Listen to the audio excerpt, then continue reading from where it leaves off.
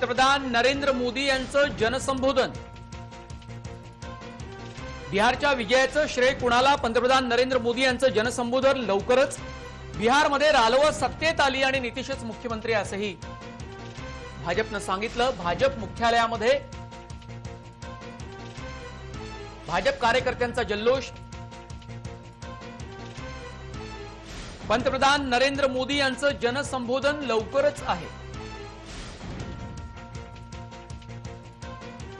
मोदी लोकांना संबोधणार आहेत। बिहार निवडणुकीच्या पार्श्वभूमीवर, यश मिळाल्याच्या पार्श्वभूमीवर मोदी संबोधित करतील लोकांना। आपण गर्दी पाहताय, प्रचंड मोठ्या प्रमाणात ही गर्दी जमली आहे।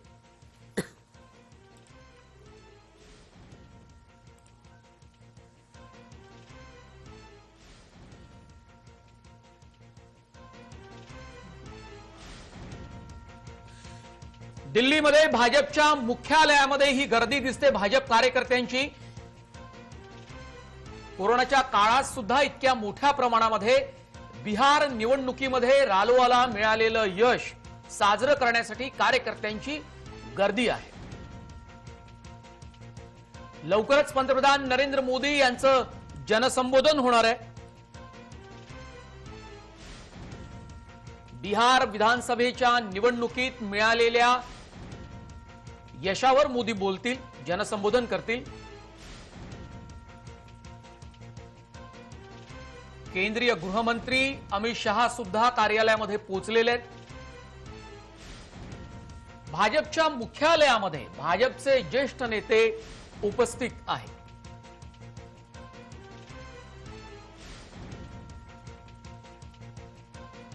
नितीश कुमार हेच मुख्यमंत्री असतील असं ठामपणे भाजपच्या ज्येष्ठ नेत्यांनी सांगितलं। रालोआमध्ये जनता दल संयुक्तला म्हणजेच नितीश कुमार यांच्या पक्षाला भाजपच्या तुलनेत कमी जागा मिळाल्या। तिसऱ्या क्रमांकावर जदयू फेकला गेला तरी सुद्धा मुख्यमंत्री नितीश कुमारच असतील असं सांगितलं जात। स्क्रीनवर आपण दृश्य पाहताय, भाजपच्या ज्येष्ठ नेत्यांची उपस्थिती आपल्याला तिथे पाहायला मिळते।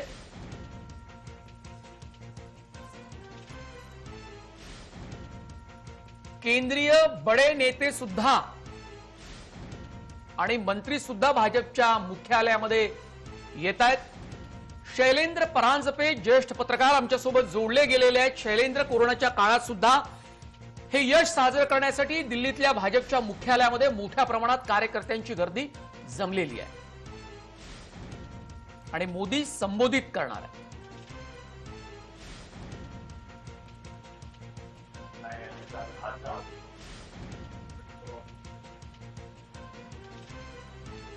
शैलेंद्र परांजपे, दिल्लीच्या मुख्यालयामध्ये बिहार निवडणुकीतलं मिळालेलं घवघवीत यश साजरं करण्यासाठी मोठ्या प्रमाणात भाजपाच्या कार्यकर्त्यांची गर्दी जमली आहे। पंतप्रधान नरेंद्र मोदी संबोधित करणार आहे। काय मुद्दे असतील यात? केवळ बिहारच्या निवडणुकीवरती हे भाषण असेल की आणखी काही मुद्दे असू शकतात?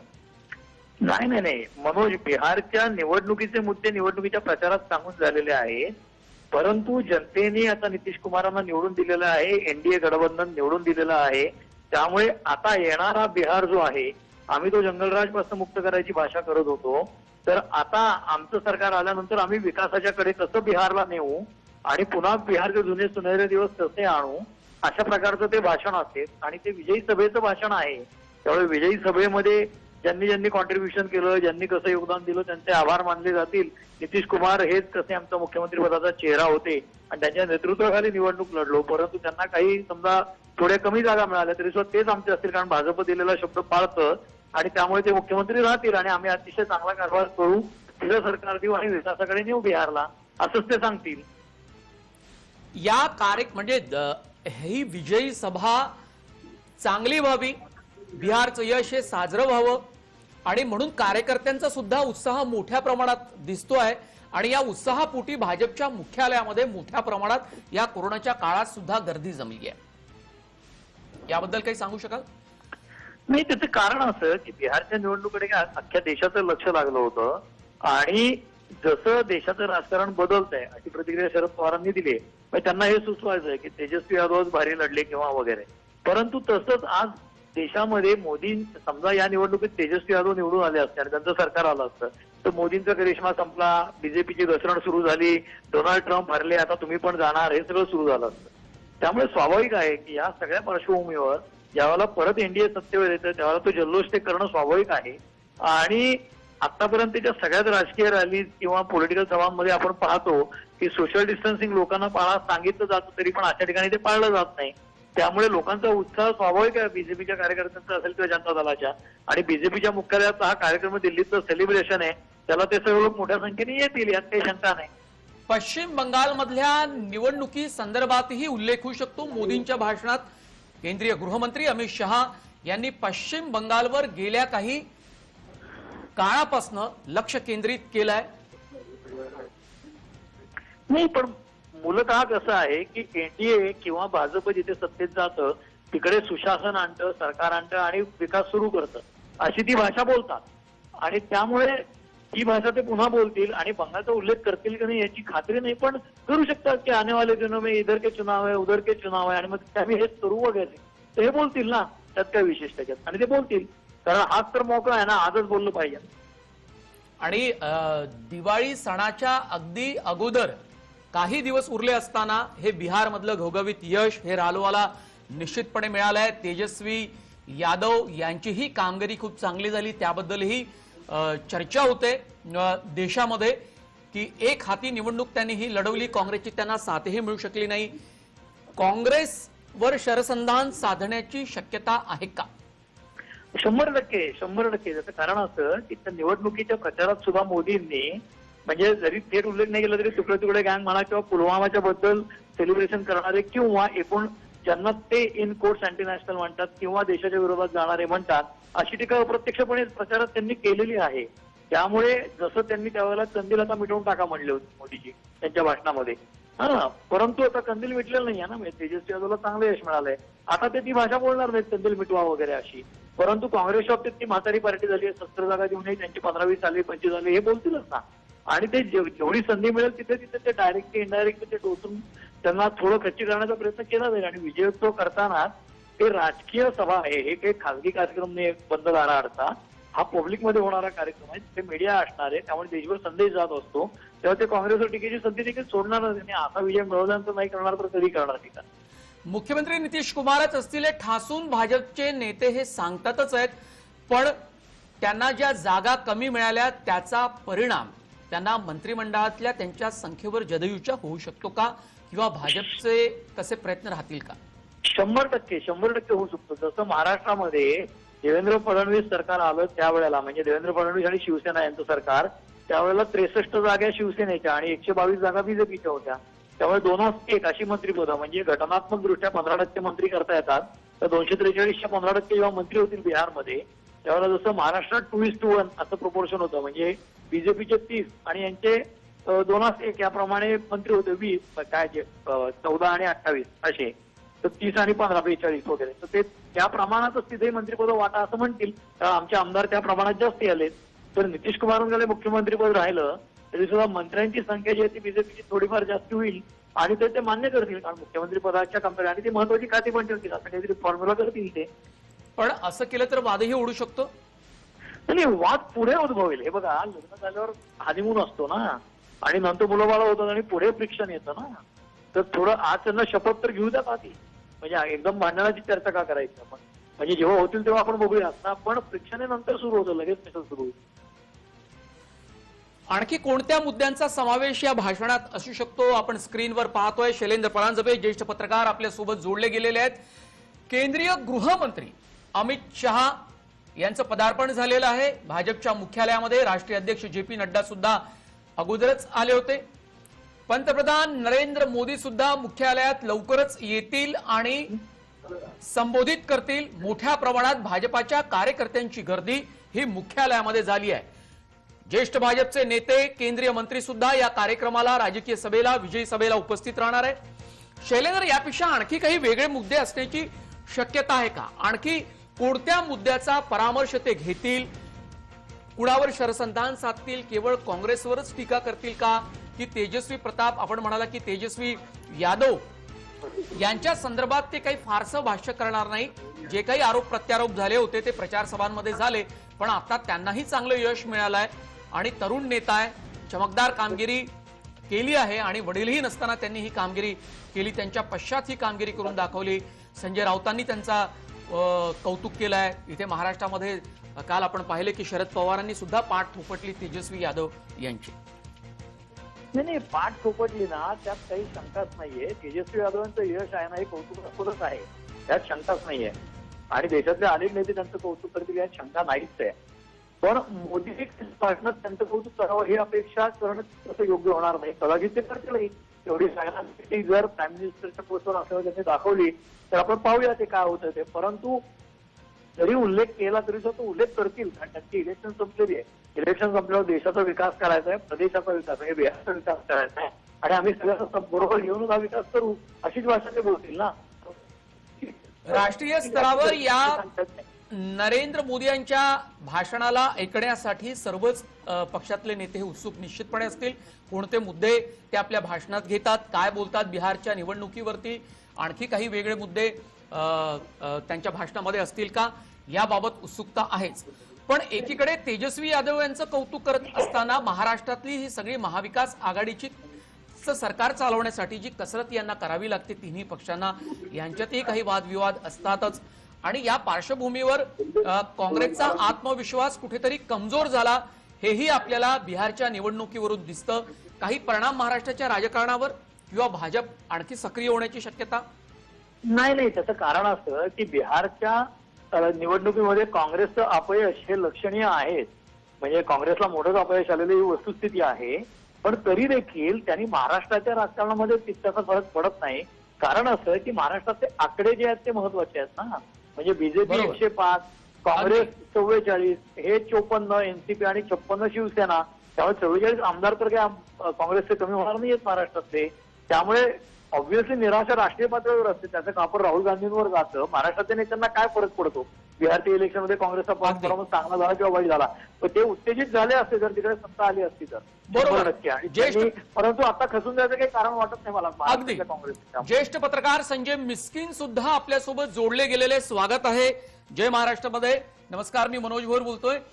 संजय मिस्किन, या सगळ्या मोदींच्या भाषणामध्ये कोणते महत्वाचे मुद्दे असतील? काँग्रेसवर ते किती टीका करतील?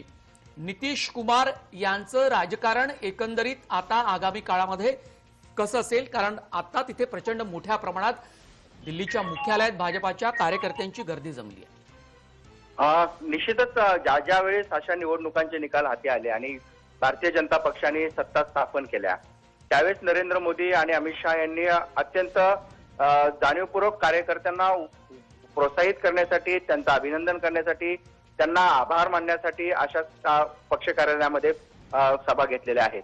आजही त्याच पार्श्वभूमीवरती सभा होत असताना अशा कार्यक्रमात नरेंद्र मोदी मात्र कधीही विरोधी पक्षावरती किंवा विरोधी पक्षांच्या झालेल्या पराभवावरती फार टीका करत नाहीत. हा आतापर्यंत इतिहास आहे. ज्यावेळेस ती कार्यकर्त्यांच्या समोर निवडणुकीच्या निकालानंतर भाषण करतात, बोलायला जातात, त्या कार्यकर्त्यांमधील उत्साह, त्या कार्यकर्त्यामधील प्रेरणा, त्या कार्यकर्त्यामधील सगळ्या प्रकारची जी काही ऊर्जा आहे त्या ऊर्जेला पुन्हा द्विगुणित करण्याचा त्यांचा प्रयत्न असतो. त्या कार्यकर्त्याचं अभिनंदन करण्याचा नेता आपल्या पाठीशी आहे. आपल्या कार्याला हा नेता लगेच 24 तासाच्या आत पाठीवरती थाप मारून कौतुक करतो. याची जी काही उत्तरदायित्व दाखवायचं असतं ते उत्तरदायित्व दाखवण्याचं काम ते करतात. आणि बिहारच्या निवडणुकीचं बदल बनलं तर त्या उत्तरदायित्व दाखवत असताना की जे अत्यंत जटिल राज्य होतं की ज्या भारतीय जनता पक्षाला अनेक वर्षापासून त्या राज्यामध्ये आपली सत्ता हवी आणि आपल्याला सत्ता घ्यायची आहे, अशा प्रकारे आणि सर्वात मोठा पक्ष म्हणून उभा राहायचा आहे, ही जी त्यांनी गेल्या 20-25 वर्षामध्ये भारतीय जनता पक्षाने पेरणी केलेली होती, पायाभरणी केलेली होती, त्याला कालच्या निवडणुकीत पहिल्यांदा यश आलेलं आहे. पश्चिम बंगालच्या निवडणुकीमध्ये दमदार कामगिरी भाजपला करायची आहे. त्यासाठी अमित शहा हे सातत्यानं तिथे प्रयत्न करताना आपण पाहतोय गेल्या काही काळापासून. या सगळ्या आजच्या भाषणातनं त्या पश्चिम बंगालच्या कार्यकर्त्यांमध्ये ऊर्जा भरण्याचं काम सुद्धा होईल. निश्चितच पश्चिम बंगाल हे तर भारतीय जनता पक्षाचं अत्यंत महत्वाकांक्षी असं राज्य आहे राजकीय दृष्टिकोनातून. कारण पश्चिम बंगालमध्ये भारतीय जनता पक्षी सत्ता आणणं याचा अर्थ असा की या राज्यातील या देशातील सगळ्या विचारांच्या पक्षांच्या सत्तेवरती मात करणं. ज्यावेळेस पश्चिम बंगाल ते जिंकून घेतील भारतीय जनता पक्ष, त्यावेळेस मात्र त्यांना आज पूर्ण कार्यकर्त्याला आत्मविश्वास वाटेल की तळागाळात कार्यकर्त्यांनी जर बूथ लेवल पासून काम केलं आणि बूथ लेवलच्या कार्यकर्त्याला ऊर्जा दिली, प्रोत्साहन दिलं तर यश मात्र निश्चित मिळतं. हे बिहारच्या निवडणुकीत जे मिळवलं त्याचाच पुनरुच्चार हे मोदी आज करतील. आणि ज्या पद्धतीनं पुढच्या निवडणुकीत पुढच्या वर्षात पश्चिम बंगालमध्ये जायचं आहे आणि पश्चिम बंगालमध्ये ह्याच कार्यकर्त्यांच्या पहिनं त्याच जोशाने त्याच आवेशाने तिथं जाऊन काम करावं अशा प्रकारची ऊर्जा ते आजच्या भाषणातून भरतील. मोदींना बऱ्याच मोठ्या काळानंतर संजय मिस्किन संधी मिळाली आहे कार्यकर्त्यांना संबोधित करण्याची, कारण आतापर्यंत कोरोनाच्या काळामध्ये जनसंबोधन ते करत होते, पण कोरोनाच्या संदर्भात त्यांचं भाष्य असायचं. आपण निश्चितच साधारणतः उत्तर प्रदेशच्या निवडणुकीनंतर आणि गुजरातच्या निवडणुकीनंतर जी संधी त्यांना मिळाली होती निवडणुका जिंकल्यानंतर, त्यानंतर उत्तर कर्नाटका गेलं, त्यानंतर मध्य प्रदेश मधील सत्ता गेली, त्यानंतर राजस्थान मधील सत्ता गेली, त्यानंतर छत्तीसगड मधील त्यांची सत्ता गेली. त्या मध्यंतरीच्या काळात कार्यकर्त्यांना अशा प्रकारचं संबोधन करण्याची संधी त्यांना मिळाली नव्हती. त्यामुळे आता महाराष्ट्राची सत्ता 105 जागा घेऊन सर्वात मोठा पक्ष म्हणजे युतीला जरी कौल मिळाला ती सत्ता त्यांना संधी होती, तर महाराष्ट्रात समीकरणं बदलली, ती संधी त्यांच्याकडून गेली. त्यामुळे बिहारच्या निवडणुकीत त्यांना पहिल्यांदा संधी मिळते आहे अनेक कालावधीनंतर. आणि कार्यकर्त्याला निवडणुकीच्या निकालानंतर संबोधित करणारे जे मोदी असतात ते मोदी वेगळे असतात आणि बाकीचे आपल्याला राष्ट्रीय जनतेला किंवा राष्ट्रीय संदेश देताना जे मोदी पंतप्रधान म्हणून संबोधित करतात ते मोदी वेगळे असतात. त्यामुळे आजच्या भाषणामध्ये ते पूर्ण कार्यकर्त्यांवरतीच फोकस ठेवतील, पक्ष संघटनेवरती फोकस ठेवतील.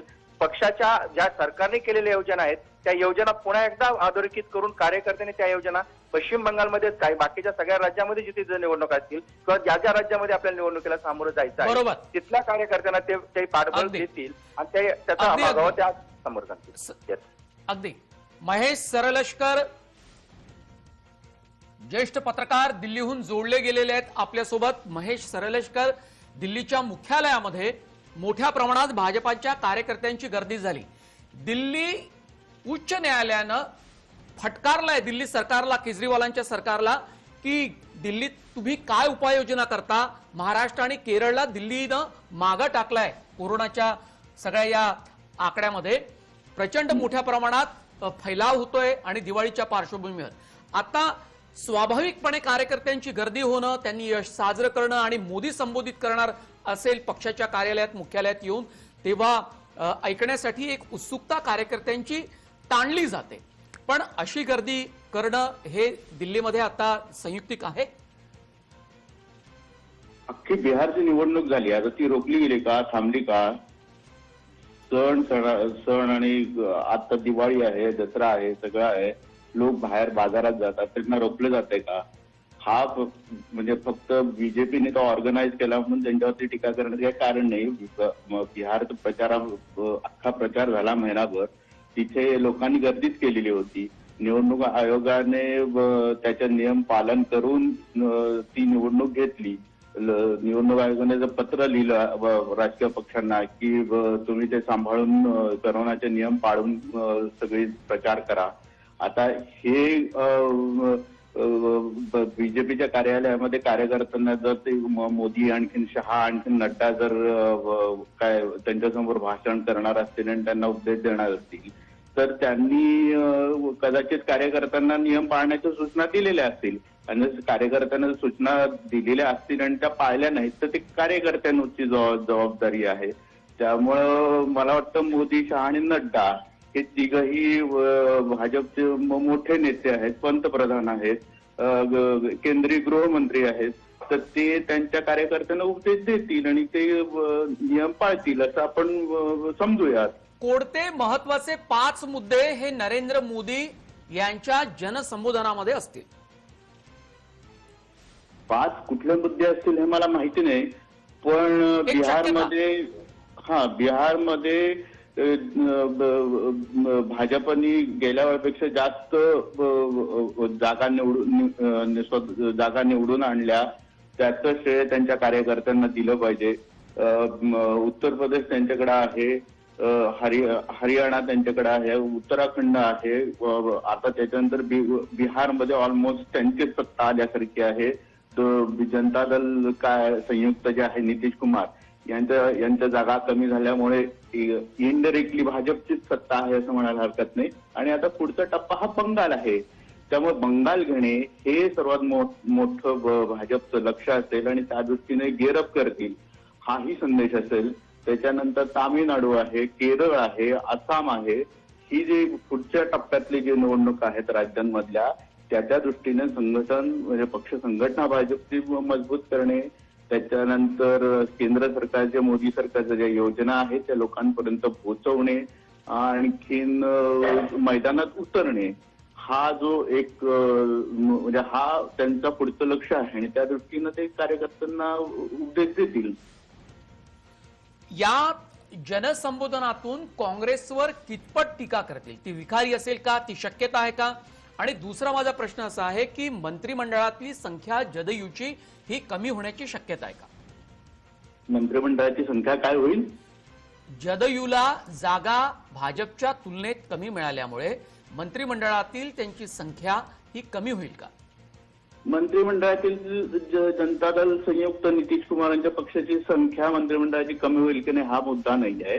मुद्दा असा आहे की महत्वाची खाती आता भाजपच्या वाट्याला येतील. गृह खातं त्यांच्याकडे येईल, अर्थ खातं त्यांच्याकडे येईल. ही जी महत्वाची खाती आहेत ती त्यांच्याकडं येऊन ते बिहारवरती राज्य करतील. हा म्हणजे बिहारच्या वर्चस्वाचा जो काही मुद्दा आहे तो भाजपसाठी अधिक महत्वाचा आहे. जनता दलात किती मंत्री होतात हा काय भाजपसाठी महत्वाचा मुद्दा नाही. आणि काँग्रेसचं म्हणाल तर बिहारमध्ये काय काँग्रेसने काय फार त्यांचं भाजपचं काही नुकसान केलेलं नाहीये. त्यामुळे आत्ताचं जे भाजपच्या मुख्यालयात प्रामुख्याने बीजेपीचे कार्यकर्त्यांना उद्देशून ते बोलतील किंवा बोलणार आहेत. त्यामुळं तो सगळा त्यांचा भर हा पक्ष संघटना पुढच्या म्हणजे पश्चिम बंगाल, केरळ आणखी तामिळनाडूतल्या निवडणुकीच्या दृष्टिकोनातून ते त्यांच्याशी बोलतील अशी शक्यता आहे. केंद्रीय रेल्वे मंत्री पियुष गोयल सुद्धा आलेले आहेत भाजपच्या मुख्यालयामध्ये. एका मागोमाग एक भाजपांचे ज्येष्ठ नेते आणि मोदी यांचे केंद्रीय मंत्रिमंडळातले सहकारी भाजपच्या मुख्यालयामध्ये येत आहेत. महेश सरलशकर, मूळ मुद्दा असा आहे की बिहारच्या या सगळ्या निवडणुकीमध्ये जदयूला जागा कमी मिळाल्या, त्यामुळे खाती त्यांना महत्वाची समजा मिळाली नाही तर येणारा या काळामध्ये काही वाद निर्माण होण्याची शक्यता आहे. कारण महाराष्ट्रात आपण पाहिलं की शिवसेना आणि भाजपामध्ये या मुद्द्यावरून वाद निर्माण झाला होता. नितीश कुमार यांना मुख्यमंत्री ते करणार आहेत, त्या संदर्भात मोठ्या नेत्यांची वक्तव्य सुद्धा येत आहेत. त्यामुळे ती जी काही शंका होती ती दूर झाली आहे. पण जर खाती नीट मिळाली नाही, महत्वाची नाही मिळाली, वजनदार जर मिळाली नाही तर दोघांमधला सुसंवाद जो आता आपल्याला दिसतोय तो पुढे कायम राहील. आता काय नितीश कुमार यांच्याकडे मला वाटतं बार्गेनिंग पॉवर फारशी नाहीये. आता त्यांचा मान राखून भाजप त्यांना मुख्यमंत्रीपद देईल, त्यांना हवी कदाचित मंत्रिपदांची संख्या देईल, मंत्रिपद देईल. आणि त्याच्यानंतर वर्ष 2 वर्षानंतर त्यांच्यामधले संबंध कसे आहेत राजकीय त्याच्यावरती बऱ्याच गोष्टी अवलंबून आहेत. या बिहार निवडणुकीमध्ये जे यश घवघवीत मिळालंय भाजपला, रालोची सत्ता येते आहे, आलेलीच आहे, मुख्यमंत्री नितीश कुमार होतीलच. तर या पार्श्वभूमीवर भाजपाचं एकंदरीत राजकारण काही बदलेल का? आणखी काही त्यांच्या राजकारणात काही नवीन मुद्दे येतील का? की बिहारमध्ये जंगलराजचा आरोप जो केला गेला होता तो जंगलराज संपवण्याच्या दृष्टिकोनातून काही महत्वाचे भाजपसाठी बिहारची निवडणूक संपली आणि बिहारचं राजकारण हे भाजपसाठी पुढच्या 5 वर्षासाठी सुरू झाले. आता त्यांचं लक्ष हे वेगळ्या राज्यांकडे आहे. त्यामुळे जंगलराज आणि हा सगळा प्रचाराचा मुद्दा होता, त्याच्यातून भाजप पुढे गेले. आता पण त्याचा उल्लेख करून परत एकदा सांगतील की आता आमचं सरकार आलंय, आम्हाला बहुमत मिळालेलं आहे आणि आम्ही या गोष्टी आता तिथे करणार आहोत. कुठलंही सरकार नवीन येतं त्यावेळेला त्यांच्या योजना, विकास योजना, लाभार्थींच्या कल्याणकारी योजना या असतात. त्याचं प्रमोशन होत असतं. भाजप तसं प्रमोशन करेल. पश्चिम बंगालचा आपण उल्लेख केला, आणखी जरा विस्ताराने जर सांगू शकला महेश सरलशकर तर सांगा की पश्चिम बंगाल हे लक्ष्य आहे भाजपासमोर आणि केंद्रीय गृहमंत्री अमित शहा यांनी अत्यंत नियोजनबद्ध पद्धतीनं त्यांनी प्रचार केला. आपल्या कार्यकर्त्यांची एक वेगळी फळी अध्यक्षपदाच्या काळामध्ये सगळी तयार केली. आता आजपासून किंवा उद्यापासून त्या दिशेनं त्यांचे आणखी काही जोरकस प्रयत्न असतील, ते कसे असतील, तिथे काय साधारणतः परिणाम होऊ शकेल या सगळ्या बिहारमधल्या यशाचा? बिहारमधलं यश हे त्यांच्यासाठी उपयोगाचं ठरू शकेल. 3 गोष्टी आहेत पश्चिम बंगालमध्ये. पश्चिम बंगालमध्ये त्यांना ममता बॅनर्जी सारखा एक प्रबळ सत्ताधारी आहे ज्याच्याशी त्यांना लढावं लागणार आहे. त्यांच्याशी जर लढायचं असेल तर त्यांना पक्ष बळकट करावा लागेल. 2 मोदींच्या योजना आहेत त्या पश्चिम बंगालमध्ये राबवल्या जात आहेत की नाही हे त्यांना बघावं लागेल. राबवल्या जात नसतील तर कशा राबवल्या जातील याच्यासाठी प्रयत्न करावे लागतील. आणखी लोकांना आश्वस्त करावं लागेल की आमच्या योजना तुमच्यावर पोचतील. हा पॅटर्न हा लोकसभेच्या 2019च्या निवडणुकीमध्ये पण भाजपनी वापरला होता. तोच पॅटर्न हा बिहारमध्ये वापरला गेला. तोच पॅटर्न हा पश्चिम बंगालमध्ये पण वापरला जाईल. धन्यवाद. महेश सरलशकर नवी दिल्लीहून आमच्याशी जोडले गेले होते. ज्येष्ठ पत्रकार आहेत, दिल्लीमध्ये पत्रकारिता करतात. तिथे खूप धन्यवाद. ज्येष्ठ पत्रकार जयंत मायनकर सुद्धा आपल्या सोबत जोडले जात आहेत. स्वागत आहे आपलं जयंतराव. या मोदी यांच्या भाषणातले मुद्दे हे कोणते असतील असं आपल्याला वाटतं? स्वाभाविक आहे, बिहार मध्ये जे यश रालोआला मिळालं, भाजपाच्या तिथे जागा वाढल्या, ते मुद्दे असतीलच. पण याला जोडून आणखी काही राष्ट्रीय मुद्दे असतील का जे थेट भाजपाच्या कार्यकर्त्यांशी संबंधित नाही पण आम जनतेशी संबंधित आहे? एक लक्षात घ्या, मोदींची कार्यपद्धती 6 वर्षातली, ते कधीही मीडियाशी बोलत नाही. हा उल्लेख मी वारंवार याच्याकरता करतो की आपण आपले लेख किंवा बातम्या किंवा विरोधी पक्षांच्या बातम्या याद्वारे मोदींना जे प्रश्न विचारतो ते मोदी त्या सर्व प्रश्न, त्यातील सर्व मी म्हणू शकत नाही, त्यातील त्यांना जे वाटतात त्या प्रश्नांना त्यांच्या स्टाईलनी, एक्झॅक्ट स्टाईलनी असंही सुद्धा मी म्हणू शकत नाही, पण अर्धवट उत्तर देतात ते त्यांच्या भाषणातून. त्याच्यामुळे आतापर्यंत विरोधी पक्षांनी, मीडियानी या कोरोनापासून, या महाराष्ट्रातनं मुंबईतनं गेलेले बिहारी मजदूर पायी चालत गेलेले या इथपासून या सर्व प्रश्नांची उत्तरं, मग त्याच्याबरोबर ट्रम्प यांचे पराभव असेल, अगदी सर्व प्रश्नांची उत्तरं कदाचित त्यांना हवी तेवढीच, पूर्ण नाही. म्हणजे कधी आपण प्रेस कॉन्फरन्समध्ये आपण असं करतो की एखाद्या प्रश्नाचं आपल्याला उत्तर नाही मिळालं, पूर्ण नाही झालं, तर आपण त्याला उपप्रश्न विचारतो. पण इथं प्रश्नच विचारायचा नसतो तर मोदींना उपप्रश्नाचा प्रश्नच उद्भवत नाही. त्याच्यामुळे त्यांना हवी तेवढीच उत्तरं कदाचित आपल्याला मिळू शकतात.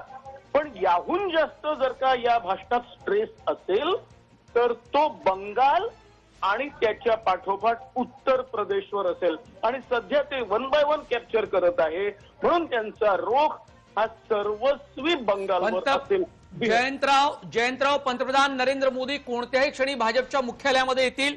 भाजप कार्यकर्त्यांना ते संबोधित करणार आहे. भाजप मुख्यालयात थोड्याच वेळात पंतप्रधान नरेंद्र मोदी येत आहेत. भाजप मुख्यालयात पक्षाचे अध्यक्ष जे.पी. नड्डा यांचे कार्यकर्त्यांनी जोरदार स्वागत केलं. संरक्षण मंत्री राजनाथ सिंह, रेल्वे मंत्री पियुष गोयल, केंद्रीय गृहमंत्री अमित शहा यांची सुद्धा या कार्यक्रमाला उपस्थिती आहे. तेही सुद्धा मुख्यालयामध्ये पोहोचले आहेत. बिहार विधानसभा निवडणुकीत एनडीएचा विजय झाला, महाआघाडीचा पराभव झाला. या विजयाचं सेलिब्रेशन भाजपच्या मुख्यालयामध्ये होतंय. मोठ्या प्रमाणात भाजपाच्या कार्यकर्त्यांची गर्दी आहे. हात उंचावून भाजपचे कार्यकर्ते हे उत्साही साजरा करतायत. जल्लोष दिसतोय भाजपच्या मुख्यालयामध्ये.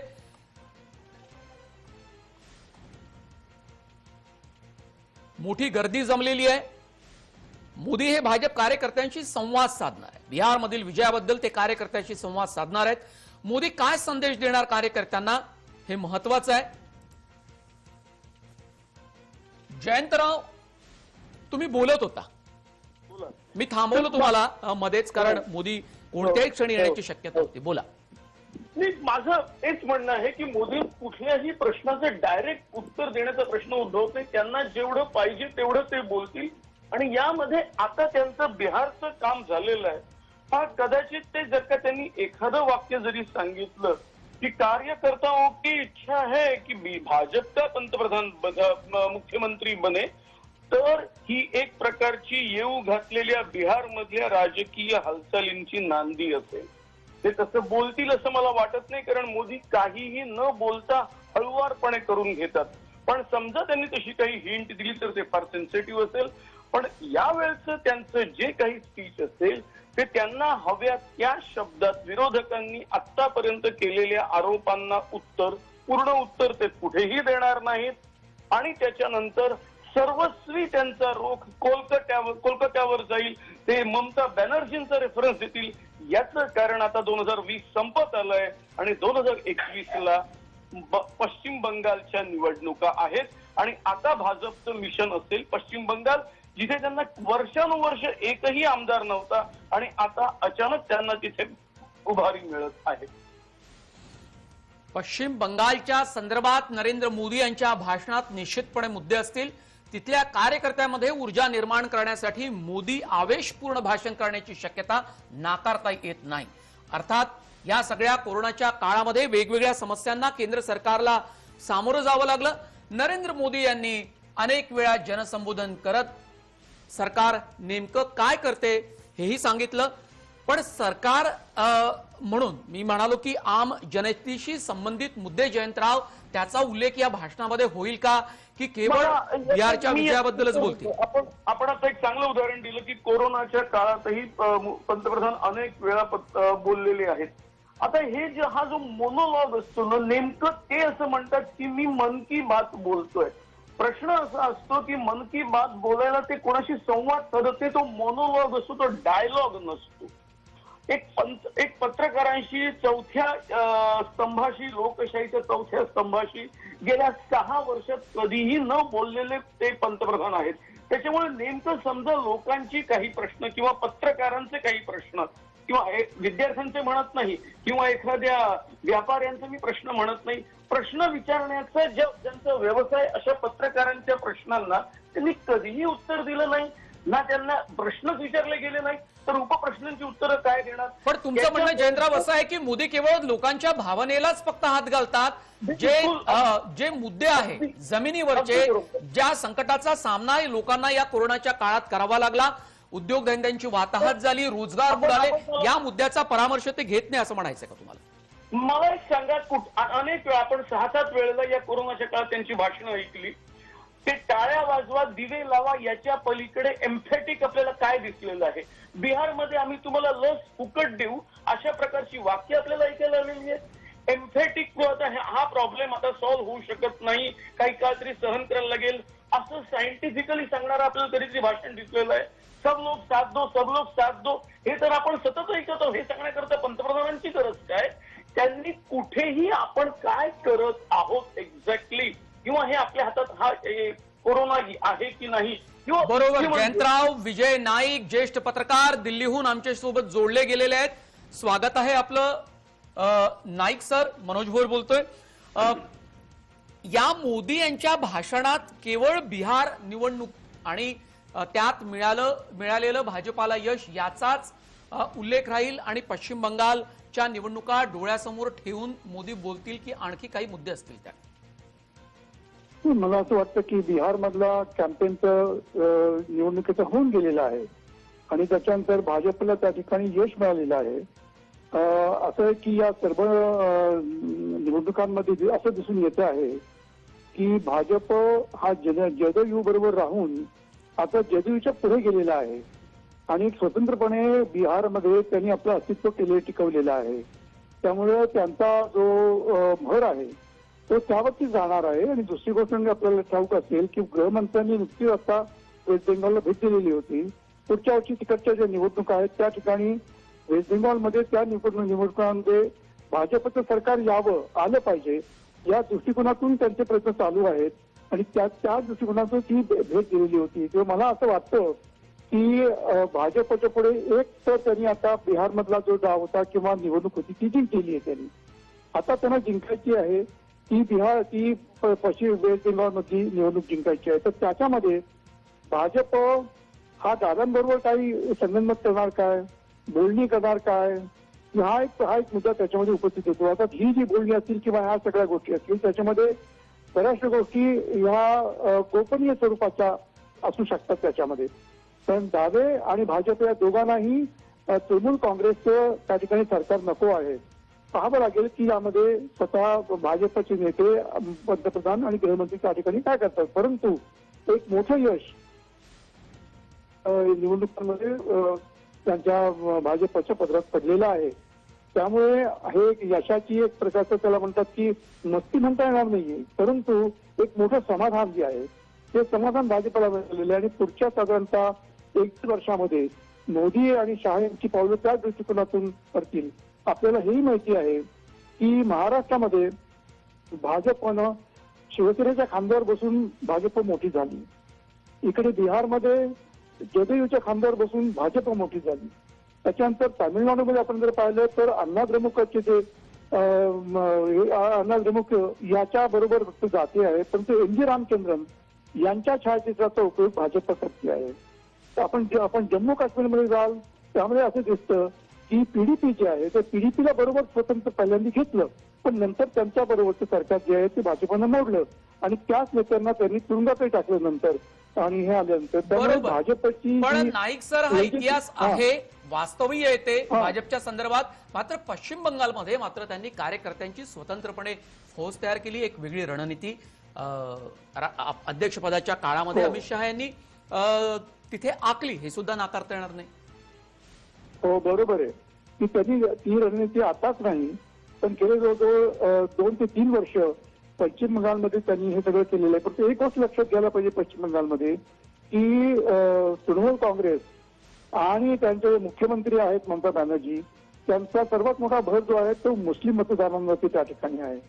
आणि बांगलादेशातून येणारे जे मुस्लिम आहेत ते बऱ्याच प्रकारे त्या ठिकाणी सेटल पण झाले आहेत पश्चिम बंगालमध्ये. आणि आता जो त्यांनी कायदा केलेला आहे, सीए कायदा केलेला आहे किंवा बाकीच्या लोकांना, बाहेरच्या बांगलादेशच्या लोकांना जे मुस्लिम आहेत, अल्पसंख्याक आहेत, त्यांच्या विरुद्ध सरकारने जे काही साधारणतः कायदे जे केलेले आहेत त्या कायद्याचा परिणाम असा होणार आहे की मुस्लिमांचं मोठं मत जे आहे ते तृणमूलच्या खात्यामध्ये जाणार आहे. परंतु असा एक वर्ग आहे त्या ठिकाणी की ममता बॅनर्जी यांचं सरकार, शेवटी ममता बॅनर्जी भाजपबरोबर होत्या, नंतर त्या बाहेर पडल्या. आणि त्यामुळे असं वाटतं आहे की हा जो लढा आहे त्या ठिकाणचा तो पश्चिम बंगालमध्ये उच्चवर्णीय, नंतर मुस्लिम वगैरे जे आहेत ते तृणमूल बरोबर जातील.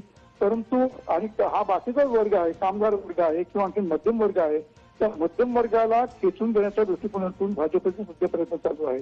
त्यामुळे मध्यम वर्ग, उच्चवर्णीय आणि बाकीचा जो वर्ग आहे त्याला जर समजा भाजप एकत्र करू शकली तर तो लढा त्यांना तृणमूल काँग्रेसच्या विरुद्ध देता येईल. तिथला संघर्ष जो आहे भाजप आणि तृणमूल मधला हा कडवा होण्याची शक्यता आहे. अगदी कडवा झालेला आहे, होण्याची शक्यता नाही, कडवा झालेला आहे. आणि ज्या वेळी काही विधानं गृहमंत्री करीत आहेत त्या गृहमंत्र्यांना ताबडतोब ममता बॅनर्जी उत्तर देत आहे. आणि त्यामुळे तिकडची जी लढाई आहे ती अटीतटीची तर होणारच आहे, परंतु त्यामध्ये देखील कुठल्या प्रकारचे शब्द वापरले जातील, कुठल्या प्रकारचे हेट स्पीच त्या ठिकाणी होईल हे आता काही सांगता येत नाहीये. परंतु पश्चिम बंगालमधली जी लढाई आहे ती तुंबळ लढाई ज्याला म्हणतात आपण मराठीमध्ये, तशी ती तुंबळ लढाई या ठिकाणी होणार आहे. कारण शेवटी ममता बॅनर्जींच्या अस्तित्वाचा प्रश्न आहे आणि ते अस्तित्व त्याला टिकून ठेवायचं आहे. ते जर समजा पश्चिम बंगालमधला एक गड पडला तर भाजपच्या दृष्टिकोनातून देशामध्ये साधारणतः एक पाऊल पुढे गेलं. परंतु हा तृणमूल काँग्रेस आणि त्या आधीची सरकार जी होती ती सगळी सरकार होती ती डाव्यांची सरकार होती. आपल्याला दिसतं असं की त्रिपुरामध्ये डाव्यांची सरकार 30 वर्ष राहून किंवा 25-30 वर्ष राहून देखील त्याच्यानंतर भाजपला त्या ठिकाणी मोठं मत त्या ठिकाणी मिळालं, भाजप सरकार करू शकली त्रिपुरामध्ये. तो त्रिपुरामधला एक जो काही त्यांचा प्लॅन आहे तो मोठ्या प्रमाणामध्ये पश्चिम बंगालमध्ये लागू करण्याचा विचार सध्या भाजपचे नेते करीत आहेत. बिहारमध्ये मोठ्या प्रमाणात मोदींवर टीकाही झाली, मात्र मोदींचाच प्रभाव इतका होता या निवडणुकीमध्ये की त्यांना यश मिळालं. अर्थात लोकांची नाराजी असती तर भाजपाच्या जागा या बिहारमध्ये अजिबात वाढल्या नसता. मग आता मोदींवर केली जाणारी टीका ही काही काळासाठी थांबेल विरोधकांची असं आपल्याला वाटतं? नाही, विरोधकांची टीका थांबणार नाही. याचं कारण असं आहे की तेजस्वी आणि जे महागठबंधन झालं, तेजस्वी अदेव आणि महागठबंधन झालं, त्या महागठबंधननी एनडीएला फार मोठी फाईट म्हणजे फार मोठी लढाई त्यांनी एनडीएशी केलेली आहे. ही जी चुरस झाली बिहारमधली, त्या बिहारमध्ये आज विरोधी पक्ष आहे तो अतिशय मजबूत म्हणून निघालेला आहे त्या ठिकाणी. आणि तेजस्वी यादव यांच्या संदर्भामध्ये मोदींनी जंगल राज हा शब्द वापरलेला होता. त्याप्रमाणे लालू यादव हे तुरुंगात आहेत आज त्याच्यामध्ये. आणि हे पाहता आणि पासवान स्वतः आपण पाहतोय, पासवानची जी एलजेपी जी आहे, लोक जनशक्ती पक्ष आहे, त्या पक्षाचं अस्तित्व जवळजवळ संपल्यासारखं दिसत आहे. एलजेपीनी जी मतं जेडीयू जी आहे त्यांची मतं त्या ठिकाणी कापलेली आहेत मोठ्या प्रमाणामध्ये. म्हणून नितीश कुमारचं जे काही मताधिक्य होतं किंवा जागा ज्या मिळाल्या त्या कमी झाल्या.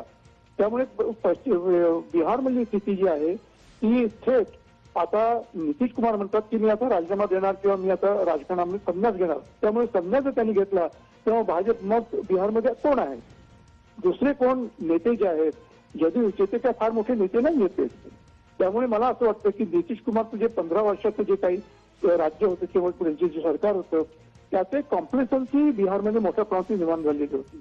आणि कॉम्प्लेसन्सी म्हणण्यापेक्षा त्याच्यामध्ये एक अशी स्थिती झालेली होती की आहे 10 वर्ष 15 वर्ष जसं केंद्रामध्ये डॉक्टर मनमोहन सिंगाचं सरकार त्याचा देखील शेवटी कंटाळा आला लोकांना. आणि त्याच्यामध्ये सुशील मोदी हे बिहारमध्ये त्यांच्या बरोबर होते, परंतु तरी देखील अनेक म्हणजे गेल्या 10-18 वर्षामध्ये हळूहळू नितीश कुमार यांचं वजन, राजकीय वजन कमी होत गेलं. आणि त्याच्यावर त्यांना मला वाटतं आता विचार त्यांचा झालेला आहे की मी आता राजकारणात समजा घेतोय.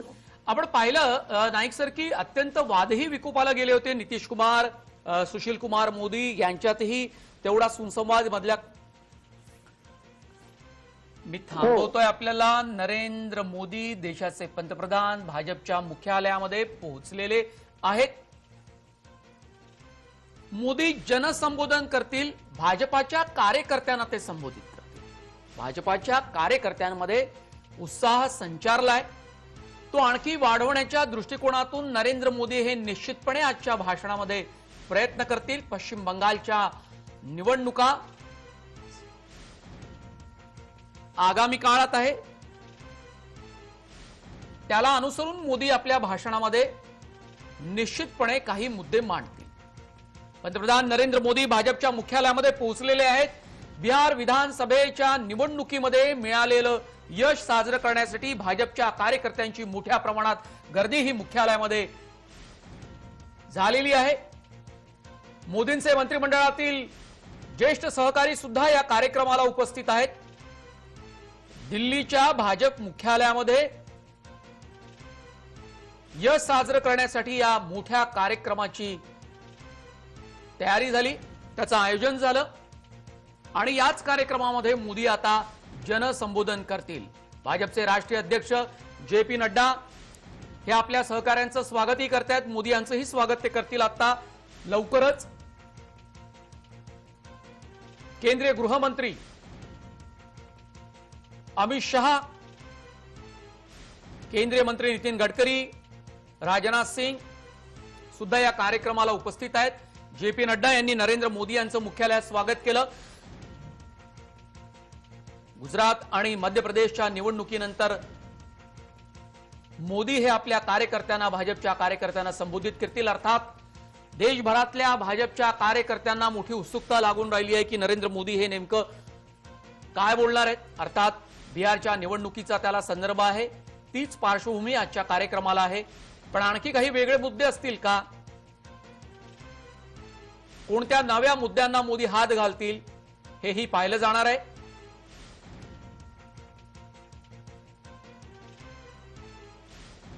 दिल्लीचं भाजप मुख्यालय हे उजळून निघालेलं आहे.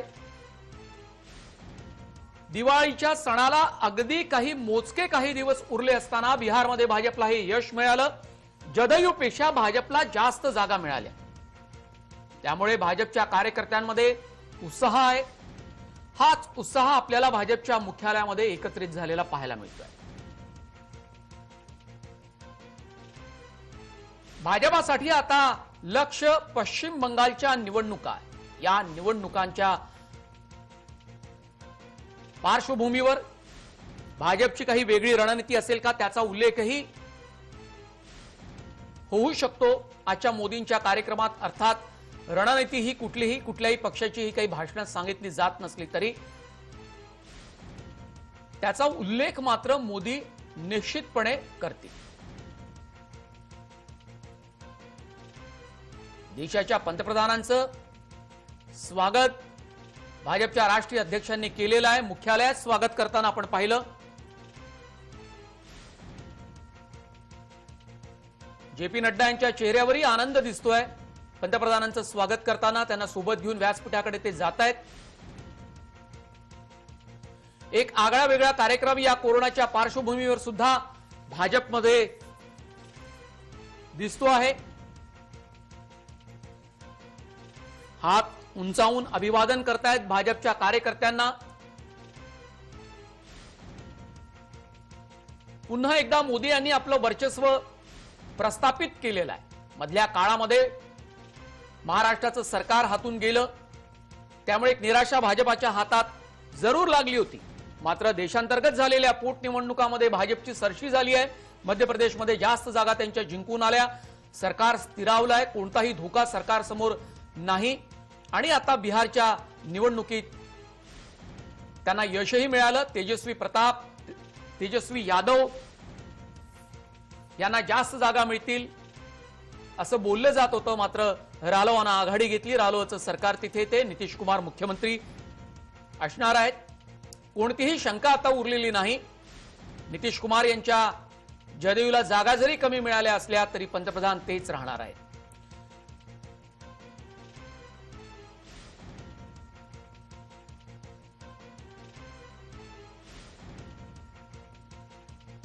मोदींसोबत पक्षाचे राष्ट्रीय अध्यक्ष जे.पी. नड्डा आहेत.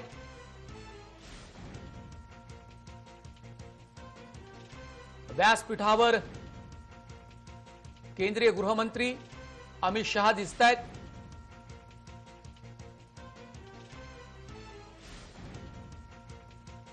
नितीन गडकरी आहेत. राजनाथ सिंह आहेत.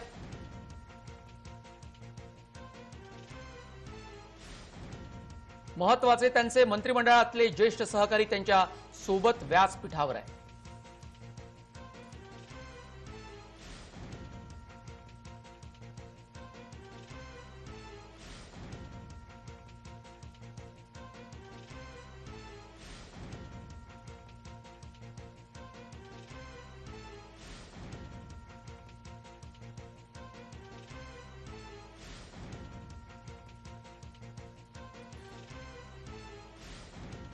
मोठा हार घालून मोदींचं स्वागत केलं जात आहे.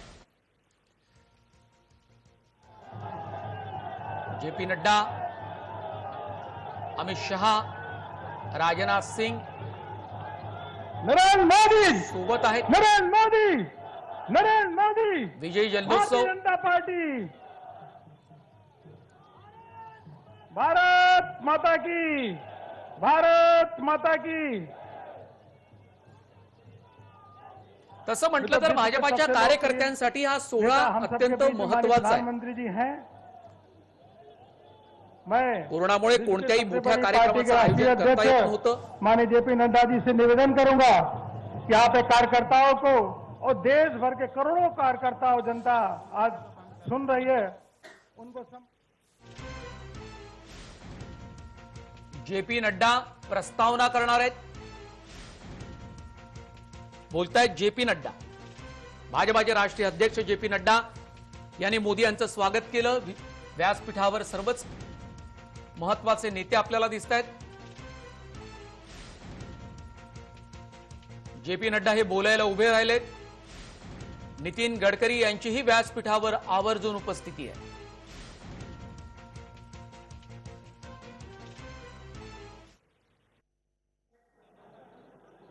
भारत के यशस्वी प्रधानमंत्री आदरणीय श्री नरेंद्र मोदी जी, हमारे भारत के रक्षा मंत्री आदरणीय श्री राजनाथ सिंह जी, हमारे भारत के गृह मंत्री सम्मानीय अमित भाई शाह जी और हमारे भारत सरकार में मंत्री, पूर्व में अध्यक्ष रहे पार्लियामेंट्री बोर्ड के सदस्य सम्मानीय नितिन गडकरी जी, सम्मानित मंच और इतनी बड़ी संख्या में इस कार्यक्रम में, धन्यवाद कार्यक्रम में आए हुए हमारे भारतीय जनता पार्टी के कार्यकर्ता बंधु, आप सबकी ओर से, अपनी ओर से और भारतीय जनता पार्टी के लाखों कार्यकर्ताओं की ओर से मैं इस कार्यक्रम में भारत के यशस्वी प्रधानमंत्री आदरणीय श्री नरेंद्र मोदी जी का हार्दिक अभिनंदन करता हूं, स्वागत करता हूं।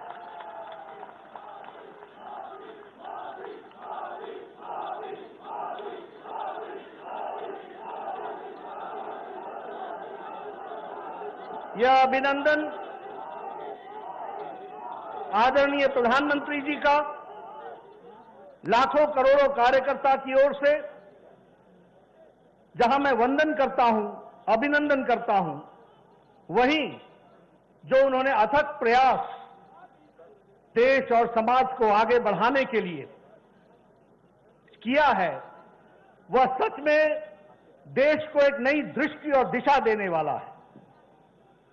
यह भी चुनाव जो कल संपन्न हुआ, यह चुनाव सिर्फ बिहार का चुनाव नहीं था, यह चुनाव लद्दाख से लेकर के तेलंगाना और कर्नाटक तक के प्रदेशों के उपचुनाव भी थे। ये गुजरात से लेकर, मध्य प्रदेश से लेकर और मणिपुर, नॉर्थ ईस्ट तक के भी उपचुनाव थे। और इन चुनाव में बिहार समेत जिस तरीके की जीत भारत की जनता ने और बिहार की जनता ने दिया है, उसके लिए कोटि कोटि धन्यवाद। और माननीय प्रधानमंत्री जी के अथक प्रयास के कारण लोगों ने जो जन समर्थन दिखाया है, उसके लिए भी बहुत बहुत धन्यवाद। मित्रों, यह चुनाव कोविड के पश्चात, कोविड संक्रमण के पश्चात यह पहला बड़ा चुनाव था। हम सब के लिए भी बहुत दिक्कत की बात थी। समझ में नहीं आ रहा था कि कोरोना से, संक्रमण से लड़ते लड़ते इस चुनाव में लोगों को साथ लेकर के चलना कितना कठिन होगा, और कोरोना संक्रमण की दृष्टि से इस चुनाव में जनता अपना कितना योगदान कर पाएगी, यह भी एक प्रश्नवाचक चिन्ह था। लेकिन बिहार की जनता हो, मध्य प्रदेश की जनता हो, गुजरात की जनता हो, मणिपुर की जनता हो, लद्दाख की जनता हो, तेलंगाना की जनता हो या फिर कर्नाटक की जनता हो, सभी ने एक स्वर से कमल के निशान पर मोहर लगा करके आदरणीय मोदी जी के काम को उन्होंने मोहर लगाई है, यह हम पूरे विश्वास के साथ कह सकते हैं।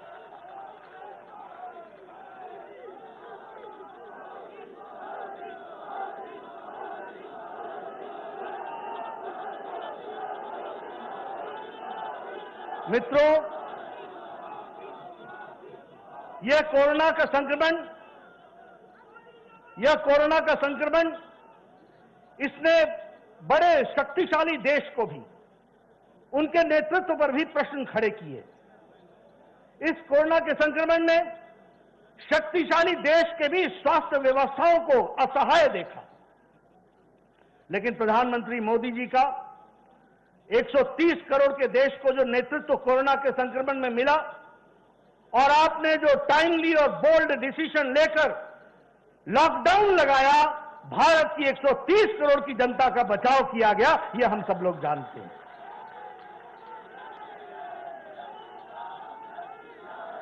मित्रों, हमें ध्यान में है कि जिस दिन कोरोना संक्रमण के लिए लॉकडाउन लगा था, उस दिन टेस्टिंग के लिए एक लेबोरेटरी होती थी, national institute of virology Pune.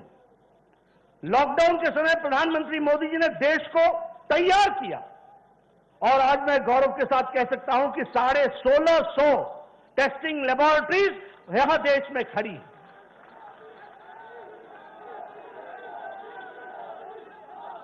उस समय एक भी पर्सनल प्रोटेक्शन इक्विपमेंट नहीं बनता था, हम बाहर से मंगवाते थे। आपने उद्यमियों को प्रेरणा दी, उनको खड़ा किया और आज भारत प्रतिदिन 4.5 लाख पर्सनल प्रोटेक्शन इक्विपमेंट बना रहा है। और देश को ही नहीं, दुनिया को अब ये पर्सनल प्रोटेक्शन इक्विपमेंट भारत दे रहा है। उस समय हमारे पास एक वेंटिलेटर बनाने की ताकत नहीं थी, लेकिन मोदी जी ने सबको प्रेरित करके 3 लाख वेंटिलेटर बना करके, भारतीय वेंटिलेटर, देश के लिए भी और बाहर के लिए भी व्यवस्था की है। 150 देशों को दवाई मुहैया कराई, पैरासीटामोल और HCQ। यानी हम सिर्फ भारत की जनता की मोदी जी ने चिंता नहीं की, दुनिया के लोगों की चिंता की गई कोरोना की अवस्था में। ये हमको समझना चाहिए।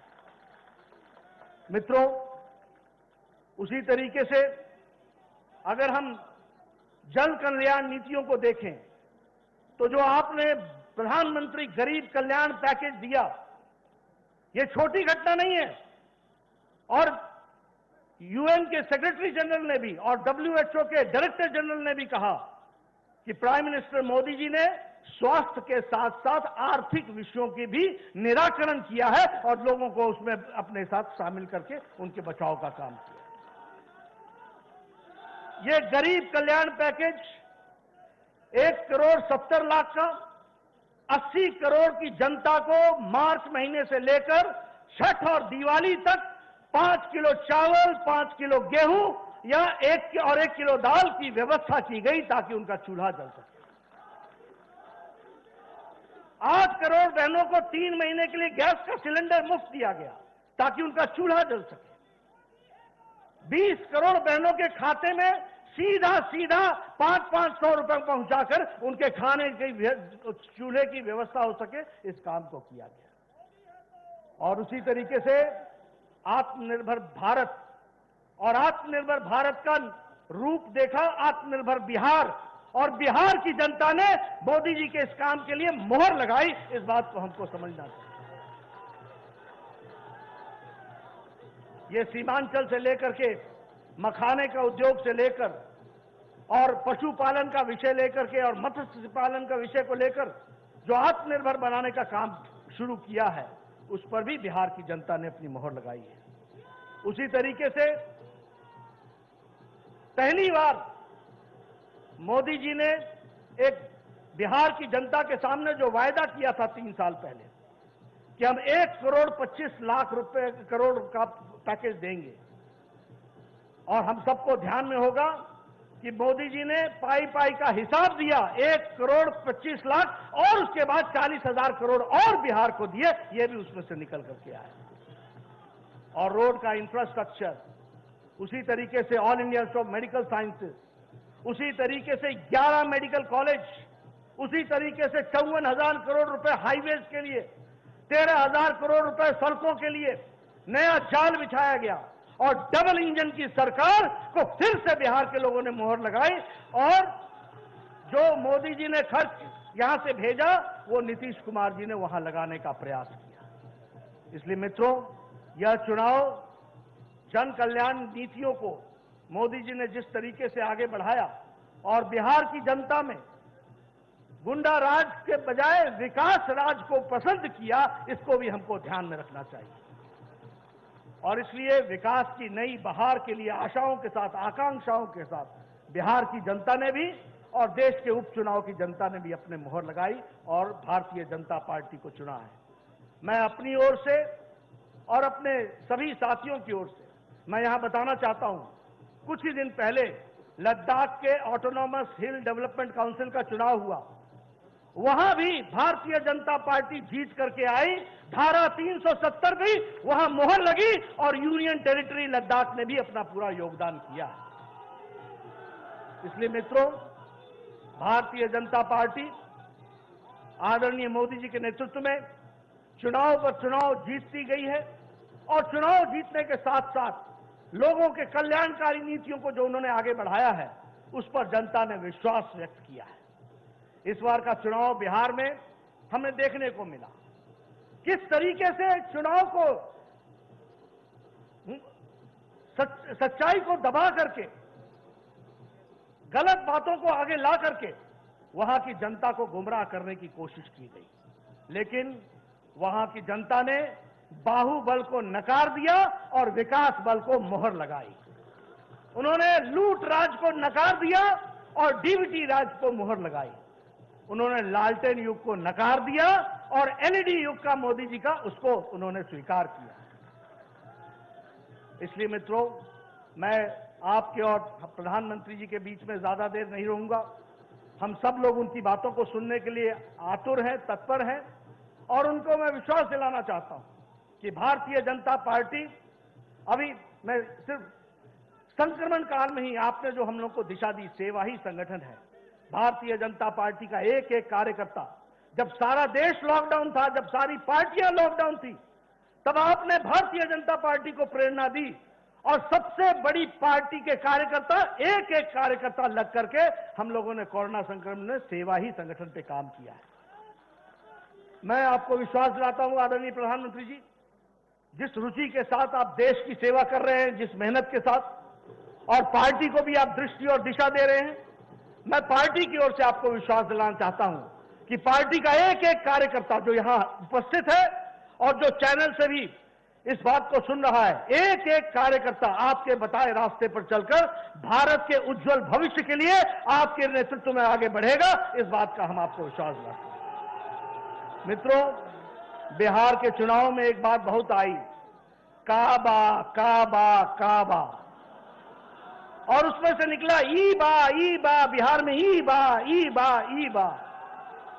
और सबसे बड़ी बात यह आई कि बिहार के चुनाव में विकास बा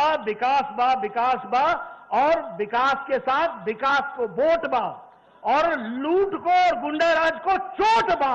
ये भी हमको समझना चाहिए। आपने हमारी बात सुनी, आपका धन्यवाद। मैं इन्हीं शब्दों के साथ आपको विश्वास दिलाता हूं कि इसी तरीके से पार्टी को आगे बढ़ाने में हम सब लोग, करोड़ों कार्यकर्ता मिलकर के आपकी बताए रास्ते पर चलेंगे। बहुत बहुत धन्यवाद। जय भारत। भारत माता की। जो अभी आप नारा लगा रहे थे, मोदी है तो, मोदी है तो, मोदी है तो।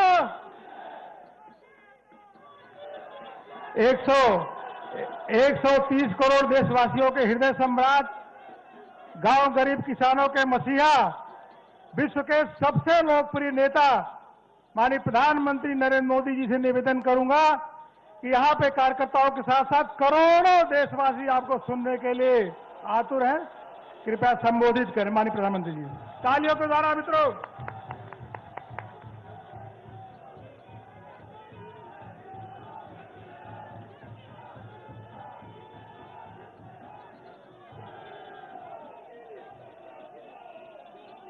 भारत माता की, भारत माता की, भारत माता की। नमस्कार।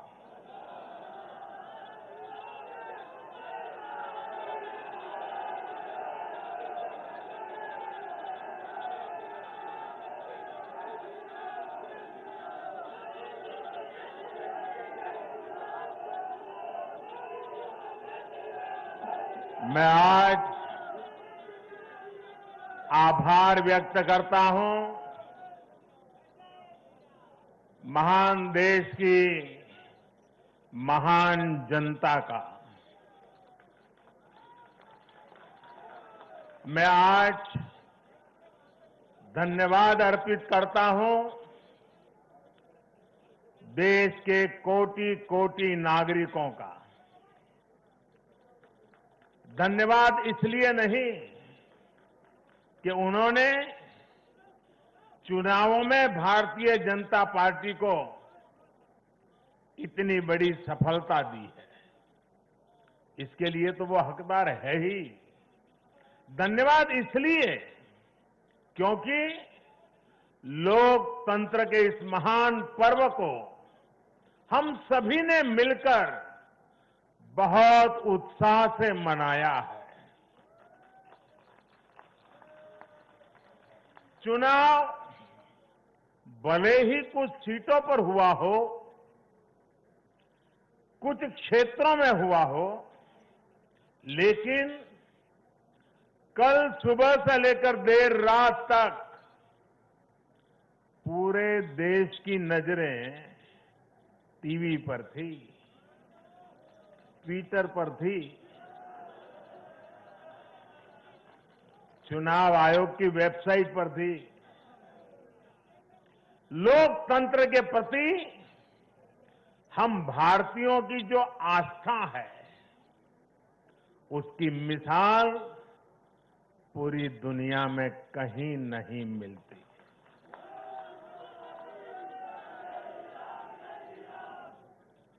चुनाव नतीजों में हार जीत अपनी जगह है, लेकिन चुनाव की ये प्रक्रिया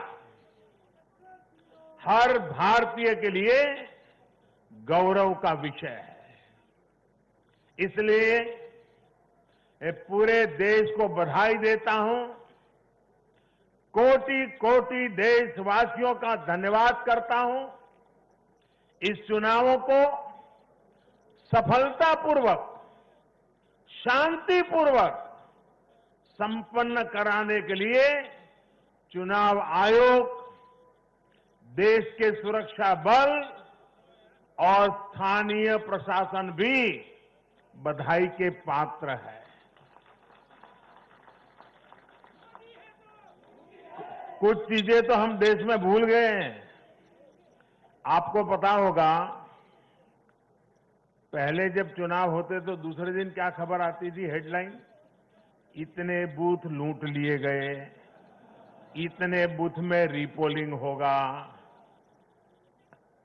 आज हेडलाइन होती है, पहले से इतना परसेंटेज पोलिंग बढ़ा, पुरुषों से महिलाओं का पोलिंग बढ़ा, पोलिंग बूथ से, व्यवस्थाओं से लोग, यानी पुरानी चीजें। बिहार में चुनाव मतलब इतने लोग मारे गए, इतने बूथ लोग, यही खबरें रहती थी।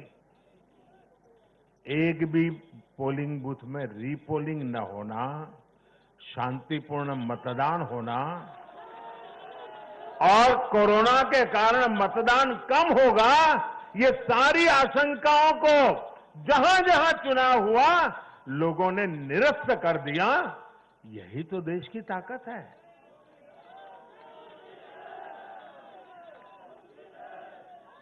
कोरोना के इस संकट काल में ये चुनाव कराना आसान नहीं था, लेकिन हमारी लोकतांत्रिक व्यवस्थाएं इतनी सशक्त हैं, पारदर्शी हैं कि इस संकट के बीच भी उन्होंने इतना बड़ा चुनाव करा करके दुनिया को भी भारत की ताकत की पहचान कराई है।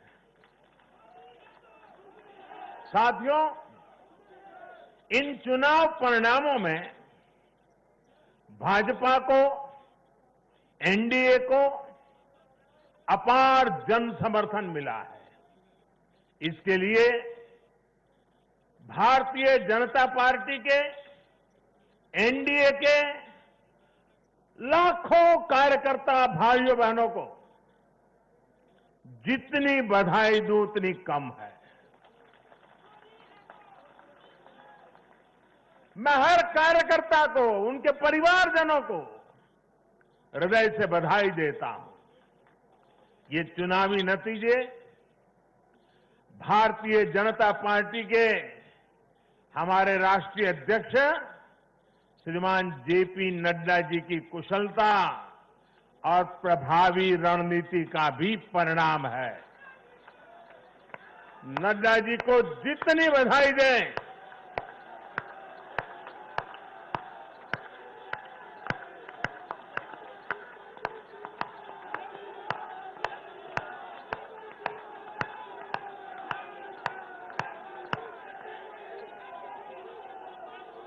मैं कहूंगा नड्डा जी आगे बढ़ो, आप कहिए हम सब आपके साथ हैं। नड्डा जी आगे बढ़ो, नड्डा जी आगे बढ़ो, नड्डा जी आगे बढ़ो। भाई और बहनों, कल जो चुनाव नतीजे आए, उसका निहितार्थ बहुत गहरा है, उसके मायने बहुत बड़े हैं। लोकसभा चुनाव में जो नतीजे आए थे, ये उसका और व्यापक विस्तार है। भारतीय जनता पार्टी पूर्व में जीती, मणिपुर में कमल का झंडा फहरा दिया। भारतीय जनता पार्टी सुदूर पश्चिम में कच्छ के रेगिस्तान में, अबड़ासा में गुजरात की सभी सीटें जीत ली। भाजपा को उत्तर प्रदेश, मध्य प्रदेश में विजय प्राप्त हुई और भाजपा को दक्षिण में कर्नाटका, तेलंगाना में भी सफलता मिली। इन दिनों 2 केंद्र शासित प्रदेशों में भी चुनाव हुआ। जैसे अभी नड्डा जी बता रहे थे लद्दाख में, उसी प्रकार से दीव दमन और सिलवास में भी, वहां भी भारतीय जनता पार्टी का जय जयकार हो गया। भाजपा ही एकमात्र ऐसी राष्ट्रीय स्तर की पार्टी है जिसका परचम देश के नागरिकों ने ही पूरे देश में फहराया है। आप याद कीजिए, कभी हम 2 सीट पर थे, 2 और 2 कमरों से पार्टी चला करती थी। आज हिंदुस्तान के हर कोने में है।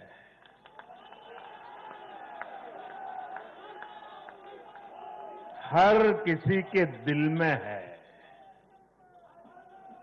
आखिर ऐसा क्यों हुआ? कैसे हुआ?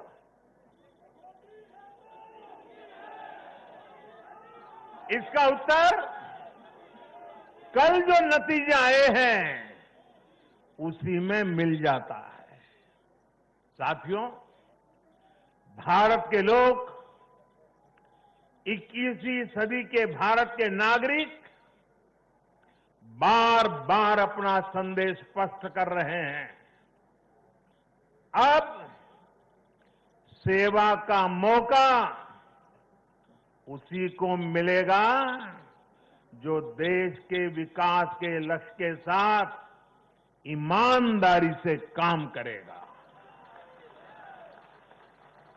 हर राजनीतिक दल से देश के लोगों की यही अपेक्षा है कि देश के लिए काम करो, देश के काम से मतलब रखो। कल जो नतीजे आए उन्होंने साबित कर दिया है कि आप काम करेंगे तो लोगों से आपको भरपूर आशीर्वाद भी मिलेगा। आप खुद को समर्पित करेंगे, 2400 घंटे देश के विकास के बारे में सोचेंगे, कुछ नया करने की चेष्टा करेंगे तो आपको नतीजे भी मिलेंगे। देश की जनता आपकी मेहनत को देख रही है, आपकी तपस्या को देख रही है, आपकी नीयत को देख रही है और इसलिए चुनाव के समय बिना किसी भ्रम में पड़े जनता जनार्दन आपको वोट कठिनाई को बीच भी घर से निकल करके दे करके आती है। कल के नतीजों में देश की जनता ने फिर ये तय कर दिया है कि 21वीं सदी में देश की राजनीति का मुख्य आधार सिर्फ और सिर्फ विकास ही होगा। साथियों, हमारे यहां ये भी कई बार कहा जाता है कि बैंक खाते, गैस कनेक्शन, घर, स्वरोजगार के लिए सुविधाएं, अच्छी सड़कें, अच्छे रेलवे स्टेशन, बेहतर हवाई अड्डे, नदियों पर बनते आधुनिक पुल, इंटरनेट कनेक्टिविटी, ऐसे मुद्दे चुनाव में अहमियत नहीं रखते हैं। सुना होगा आपने ऐसा।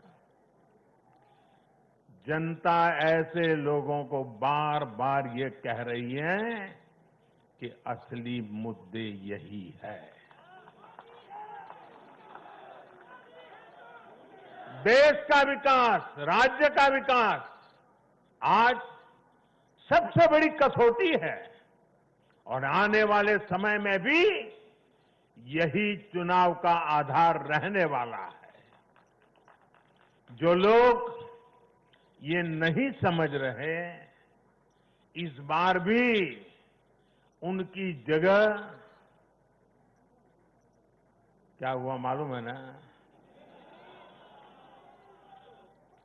जगह जगह जमानत जब्त हो गई है। साथियों, आज देश भारतीय जनता पार्टी पर जो स्नेह दिखा रहा है, एनडीए पर जो स्नेह दिखा रहा है, उसके सबसे बड़ी वजह यही है कि भाजपा ने, एनडीए ने देश के विकास को, लोगों के विकास को अपना सर्वोपरि लक्ष्य बनाया हुआ है। और मैं देशवासियों को विश्वास दिलाना चाहता हूं और हम सभी कार्यकर्ता उस संकल्प से बंधे हुए हैं। हम हर वो काम करेंगे जो देश को आगे ले जाए। हम हर वो फैसला लेंगे जो देश हित में हो, देश के लोगों के हित में हो।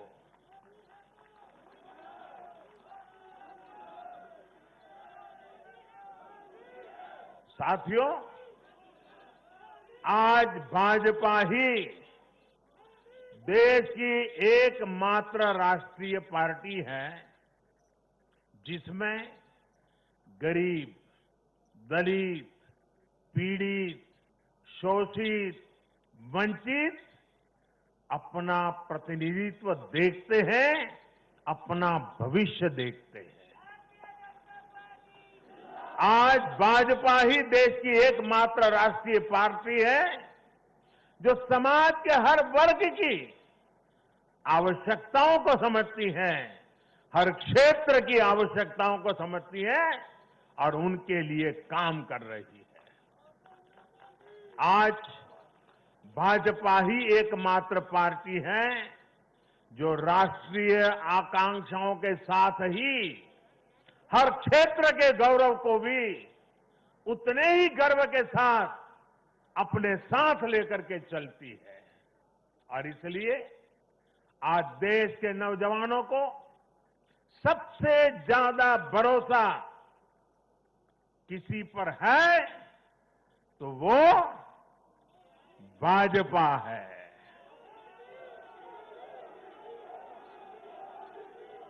दलितों, पीड़ितों, शोषितों की अगर कोई आवाज है तो वो भाजपा है। देश के मध्यम वर्ग के सपनों को पूरा करने के लिए, देश के मध्यम वर्ग के सपनों को पूरा करने के लिए दिन रात प्रयास अगर कोई कर रहा है तो वो भाजपा है।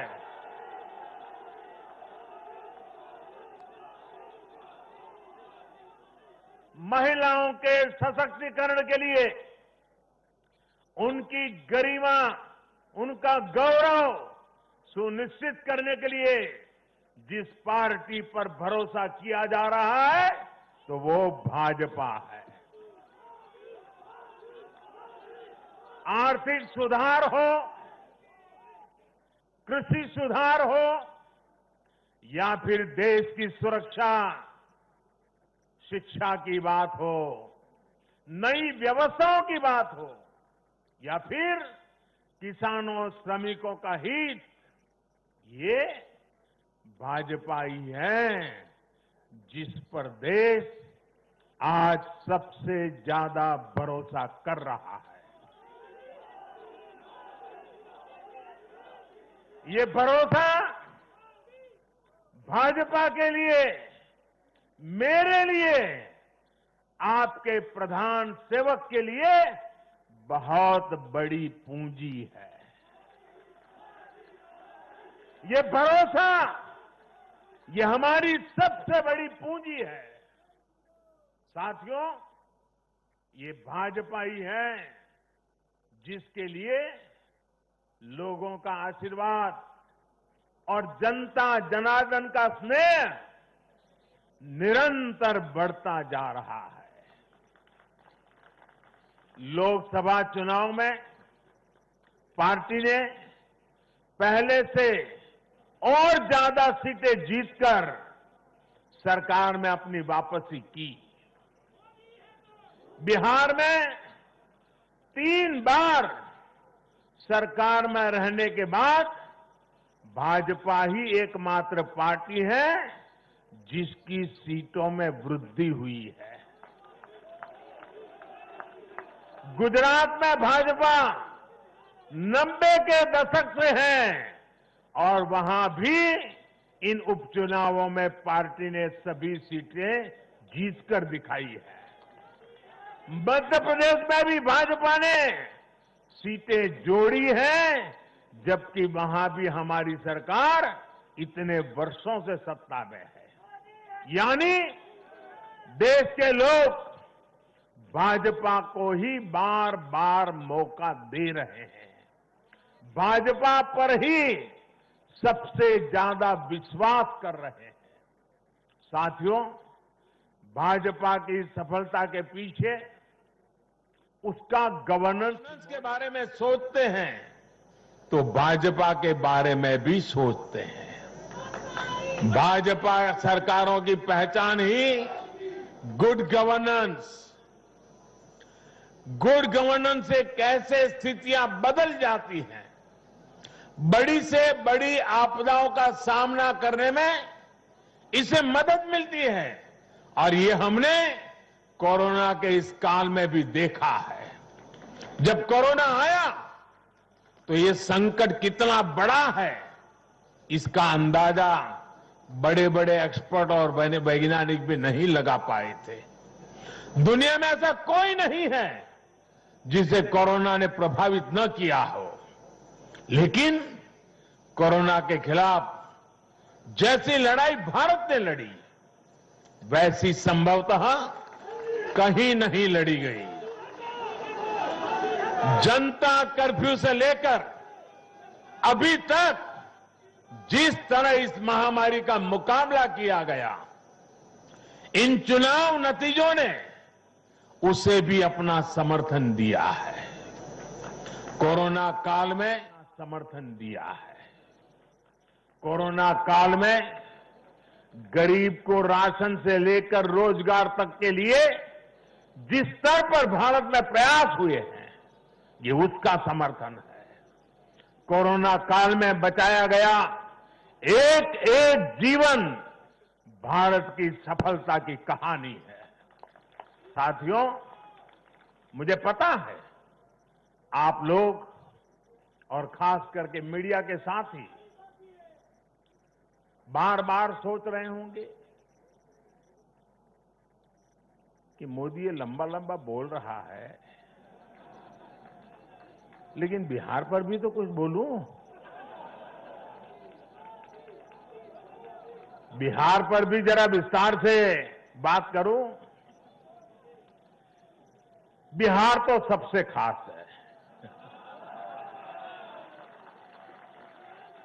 अगर आज आप मुझे बिहार के चुनाव नतीजों के बारे में पूछेंगे तो मेरा जवाब भी जनता के जनादेश की तरफ, जैसे बिहार की जनता ने जनादेश दिया है, जितना साफ सुथरा जनादेश दिया है, मेरा जवाब भी उतना ही साफ है। और मेरा जवाब है, चुनाव जीतने का एक ही रहस्य है, सबका साथ, सबका विकास, सबका विश्वास। इस मंत्र की जीत हुई है। बिहार में विकास के कार्यों की जीत हुई है। बिहार में सच जीता है। बिहार में विश्वास जीता है। बिहार का युवा जीता है। बिहार की माताएं, बहनें, बेटियां जीती है। बिहार का गरीब जीता है। बिहार का किसान जीता है। ये बिहार के आकांक्षाओं की जीत है। ये बिहार के गौरव की जीत है। ये दिखाता है कि बिहार के जन जन में एनडीए के परफॉर्मेंस और भविष्य की संभावनाओं के प्रति कितना विश्वास है। मैं बिहार के अपने भाइयों और बहनों को उनसे कहूंगा, आपने एक बार फिर सिद्ध किया है कि बिहार क्यों लोकतंत्र की जमीन कहा जाता है। आपने फिर सिद्ध किया है कि वाकई बिहारवासी पारखी भी है और जागरूक भी है। आत्मनिर्भर बिहार के जिस संकल्प के लिए आपने जो अपार प्यार दिया है, उससे भी मैं और हमारी पूरी टीम अभिभूत है। हम सभी भाजपा के कार्यकर्ता नीतीश जी के नेतृत्व में एनडीए के कार्यकर्ता हर बिहारवासी के साथ इस संकल्प को सिद्ध करने में कोई कसर बाकी नहीं रखेंगे। और साथियों, मैं कल से टीवी पर देख रहा हूं, अखबारों में चर्चा है साइलेंट वोटर। साइलेंट वोटर अब उनकी गूंज सुनाने लगी है।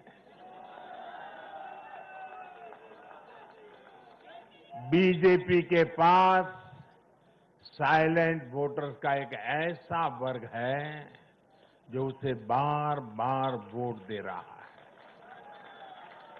निरंतर वोट दे रहा है। ये साइलेंट वोटर्स हैं देश की माताएं, बहनें, महिलाएं, देश की नारी शक्ति।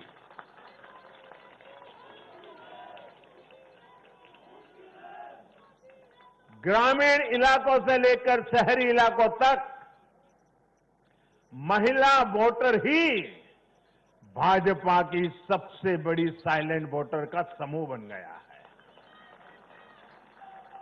आखिर ऐसा क्यों है? क्योंकि ये भाजपा ही है जिसके शासन में महिलाओं को सम्मान भी मिलता है और सुरक्षा भी मिलती है। बैंक अकाउंट से लेकर बैंक लोन तक, गर्भावस्था के दौरान मुफ्त जांच से लेकर 6 महीने के अवकाश तक, रसोई को धुएं से मुक्त करना हो या फिर शौचालयों का निर्माण, 1 रुपये में सैनिटरी पैड की सुविधा हो या हर घर बिजली पहुंचाना हो या फिर हर घर जल के लिए अभियान हो, ये बीजेपी ही है जो भारत की महिलाओं के जीवन स्तर को सुधारने के लिए उम्र के हर पड़ाव को देखते हुए विशेष प्रयास कर रही है। इसलिए भाजपा पर ये साइलेंट वोटर्स हर बार अपना स्नेह दिखाती है, अपना आशीर्वाद देती है। मैं इस आशीर्वाद के लिए सभी माताओं, बहनों, बेटियों को आदरपूर्वक नमन करता हूं। साथियों, 21वीं सदी का भारत एक नए मिजाज का भारत है। न हमें आपदाएं रोक सकती हैं और न ही बड़ी बड़ी चुनौतियां। मैं एक नए भारत के उदय को देख रहा हूं, एक ऐसा भारत जो आत्मविश्वास से भरा हुआ है, जो अपने सामर्थ्य को पहचानता है, जो अपने लक्ष्यों के प्रति सचेत भी है, गंभीर भी है। ये बात हमने इस कोरोना काल में भी देखी है, जब दुनिया के अनेक देश थम गए थे। हमारे देश ने नई नीतियां भी बनाई, नए निर्णय भी लिए। कृषि क्षेत्र में लिए गए ऐतिहासिक सुधार हुए, वो भी कोरोना काल में। ऐतिहासिक श्रम सुधार हुए, वो भी कोरोना काल में। नई राष्ट्रीय शिक्षा नीति को लागू किया, वो भी कोरोना काल में। स्पेस सेक्टर को सभी के लिए खोल दिया गया, वो भी कोरोना काल में। देश के सभी गांवों को ब्रॉडबैंड से जोड़ने का अभियान शुरू हुआ, वो भी कोरोना काल में। नेशनल डिजिटल हेल्थ मिशन शुरू हुआ, वो भी कोरोना काल में। गांव की जमीन और घर के लिए प्रॉपर्टी कार्ड देने वाली स्कीम, स्वामित्व योजना, ये भी तो कोरोना काल में शुरू हुई। पिछले 7-8 महीने कोरोना की मुश्किलों के बावजूद हम भारत के लोग देश के लिए जी जान से जुटे रहे हैं, देश को आगे बढ़ाते रहे हैं। मुझे विश्वास है सभी देशवासियों का यही सामर्थ्य आत्मनिर्भर भारत का संकल्प भी पूरा करके रहेगा। साथियों, भारत के लोकतंत्र में डगर डगर पर परिपक्वता के दर्शन होते हैं। हमारा लोकतंत्र हर पल नए आयामों को चूमता है, नई संभावनाओं को खोजता है, फलता है, फूलता है, खिलता है। यह हमारे लोकतंत्र की विशेषता है। भारत की युवा पीढ़ी लोकतंत्र के प्रति सच्ची निष्ठा और श्रद्धा रखती है। मजबूत लोकतंत्र में ही देश के नौजवान को अवसर नजर आते हैं और अपने अधिकारों की रक्षा के प्रति वो ज्यादा आश्वस्त रहता है। लेकिन दुर्भाग्य से कश्मीर से कन्याकुमारी तक परिवारवादी पार्टियों, परिवार की पार्टियों, इसका जो जाल नजर आ रहा है, जरा नजर कीजिए। कश्मीर से कन्याकुमारी तक फैमिली पार्टियां,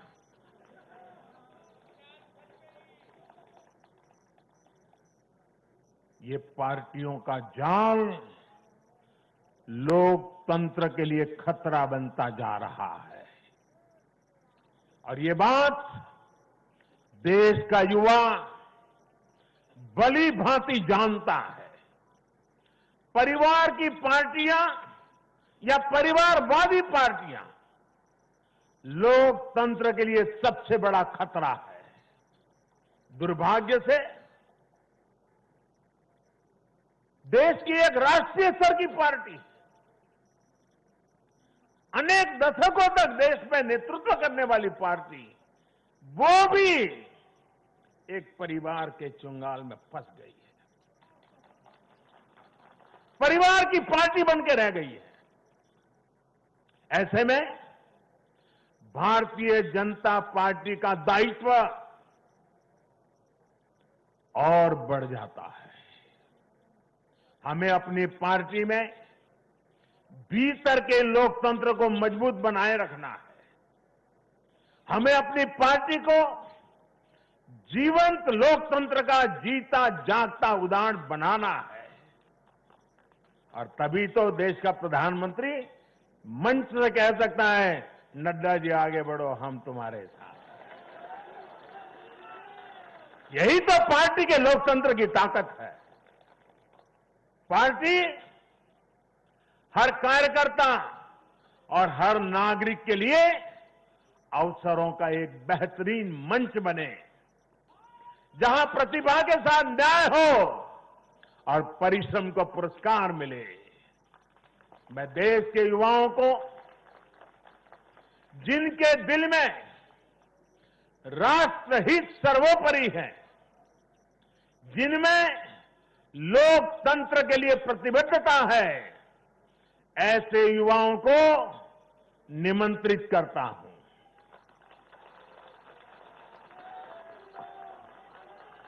देश के युवाओं से मेरा आह्वान है, वो आगे आए और बीजेपी के माध्यम से देश की सेवा में जुट जाएं। अपने सपनों को साकार करने के लिए, अपने संकल्पों को सिद्ध करने के लिए कमल को हाथ में लेकर चल पड़े। चरैवेति का मंत्र लेकर के चल पड़े। साथियों, देश में हो रहे इन प्रयासों के बीच भाजपा का कार्यकर्ता होने के नाते मैं भाजपा के अपने कार्यकर्ता साथियों की मेहनत देखकर भी मन बहुत खुश होता है, प्रसन्न होता है जी। आज भाजपा का विस्तार हो रहा है, इसकी वजह भाजपा के प्रत्येक कार्यकर्ता का तप, त्याग और तपस्या है। और सफलता के इन क्षणों में हमें ये याद रखना है कि हमारा दायित्व भारत के जन जन के प्रति है। जीत का उन्माद नहीं, हार का अवसाद नहीं। यही हमारी परिपाटी रही है और यही हमारी पार्टी के विकास का मंत्र रहा है। देश का आशीर्वाद हमारे साथ है। इस आशीर्वाद को हमें अपना दायित्व पूरा करके निभाना ये हमारी जिम्मेवारी है। राष्ट्र निर्माण का, आत्मनिर्भर भारत के निर्माण का हमारा मिशन अनवरत जारी है। समाज में अंतिम पायदान पर बैठे व्यक्ति के जीवन को हम कैसे आगे बढ़ाएं, हमारे प्रयास इसी एक निष्ठ लक्ष्य के लिए होने चाहिए। साथियों, जो लोग लोकतांत्रिक तरीके से हमारा मुकाबला नहीं कर पा रहे हैं, हमें चुनौती नहीं दे पा रहे हैं,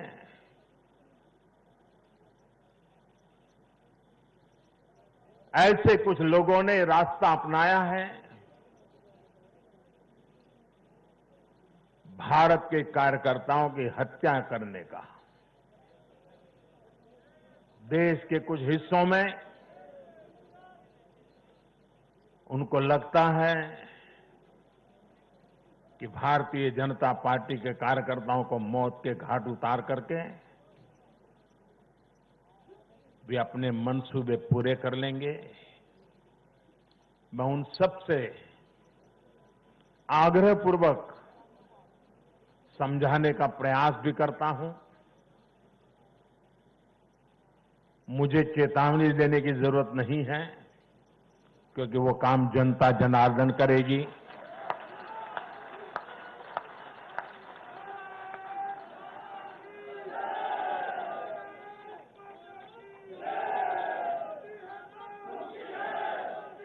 चुनाव आते हैं, जाते हैं, जय पराजय होता रहता है। कभी ये बैठेगा, कभी वो बैठेगा, लेकिन ये मौत का खेल लोकतंत्र में कभी नहीं चल सकता। और मौत का खेल खेल करके कोई मत नहीं पा सकता है, ये जरा दीवार पर लिखे हुए शब्द पढ़ लेना।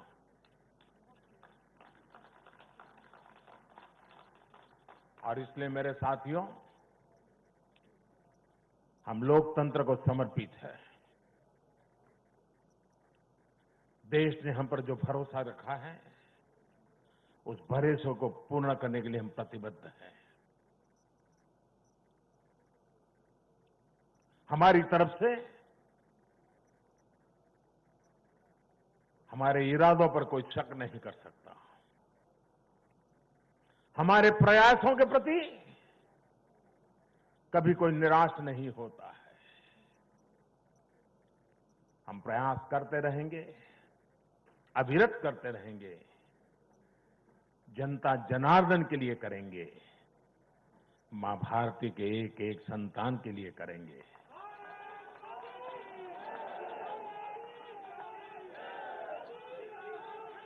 और ये जो चुनाव में आशीर्वाद मिलते हैं, ये आशीर्वाद हमें अधिक काम करने की ताकत देते हैं, अधिक काम करने की ऊर्जा देते हैं, अधिक काम करने की प्रेरणा देते हैं। और उसी आशीर्वाद को लेकर के मैं जनता जनार्दन के चरणों में अपना शीश झुका करके उनके सपनों को पूरा करने के लिए प्रयास में कोई कमी नहीं रखेंगे, ये विश्वास दिलाना चाहता हूं। मैं फिर एक बार देश के सभी मतदाताओं को और मैं भारतीय जनता पार्टी को भी धन्यवाद करता हूं, क्योंकि हमारे नड्डा जी ने इस कार्यक्रम को विजयोत्सव के बजाय धन्यवाद का कार्यक्रम बनाया। इसलिए मैं विशेष रूप से बधाई देता हूं, क्योंकि हम जनता जनार्दन के ऋणी हैं, इसलिए हम उनका जितना धन्यवाद करें उतना कम है। साथियों, दीपावली एक प्रकार से दरवाजे पर दस्तक दे ही रही है। खूब धूमधाम से मनाइए।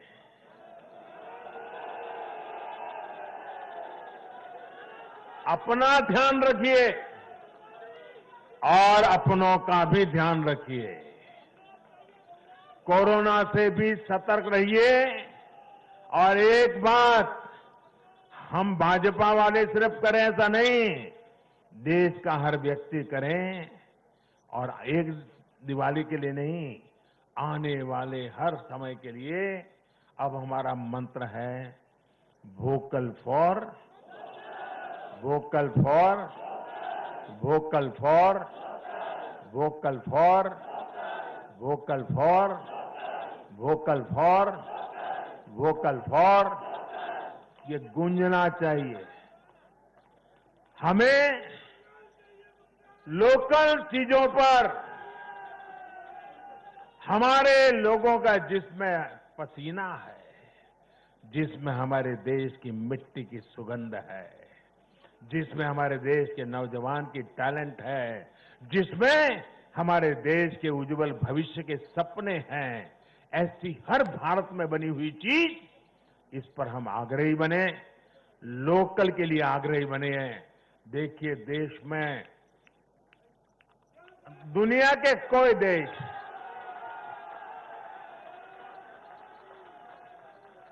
कोई हमें दबा नहीं पाएगा। दोस्तों, आप मान के चलिए। मेरे साथ पूरी ताकत से बोलिए, भारत माता की, भारत माता की, भारत माता की। बहुत बहुत धन्यवाद।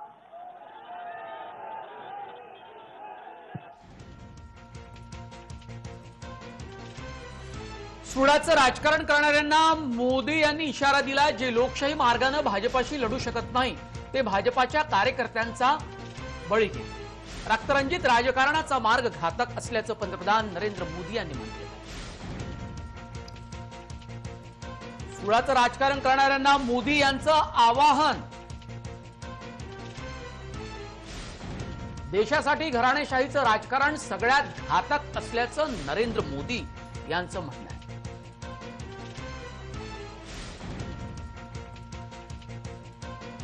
पंतप्रधान नरेंद्र मोदी यांच्याकडून राजकीय विधान, देशासाठी घराणेशाहीचं राजकारण सगळ्यात घातक, पंतप्रधान नरेंद्र मोदी यांचं दिल्लीच्या भाजप मुख्यालयात विधान, घराणेशाहीच्या राजकारणाचा देशभरात संसर्ग झाल्याचं मोदी यांनी म्हटलेलं आहे.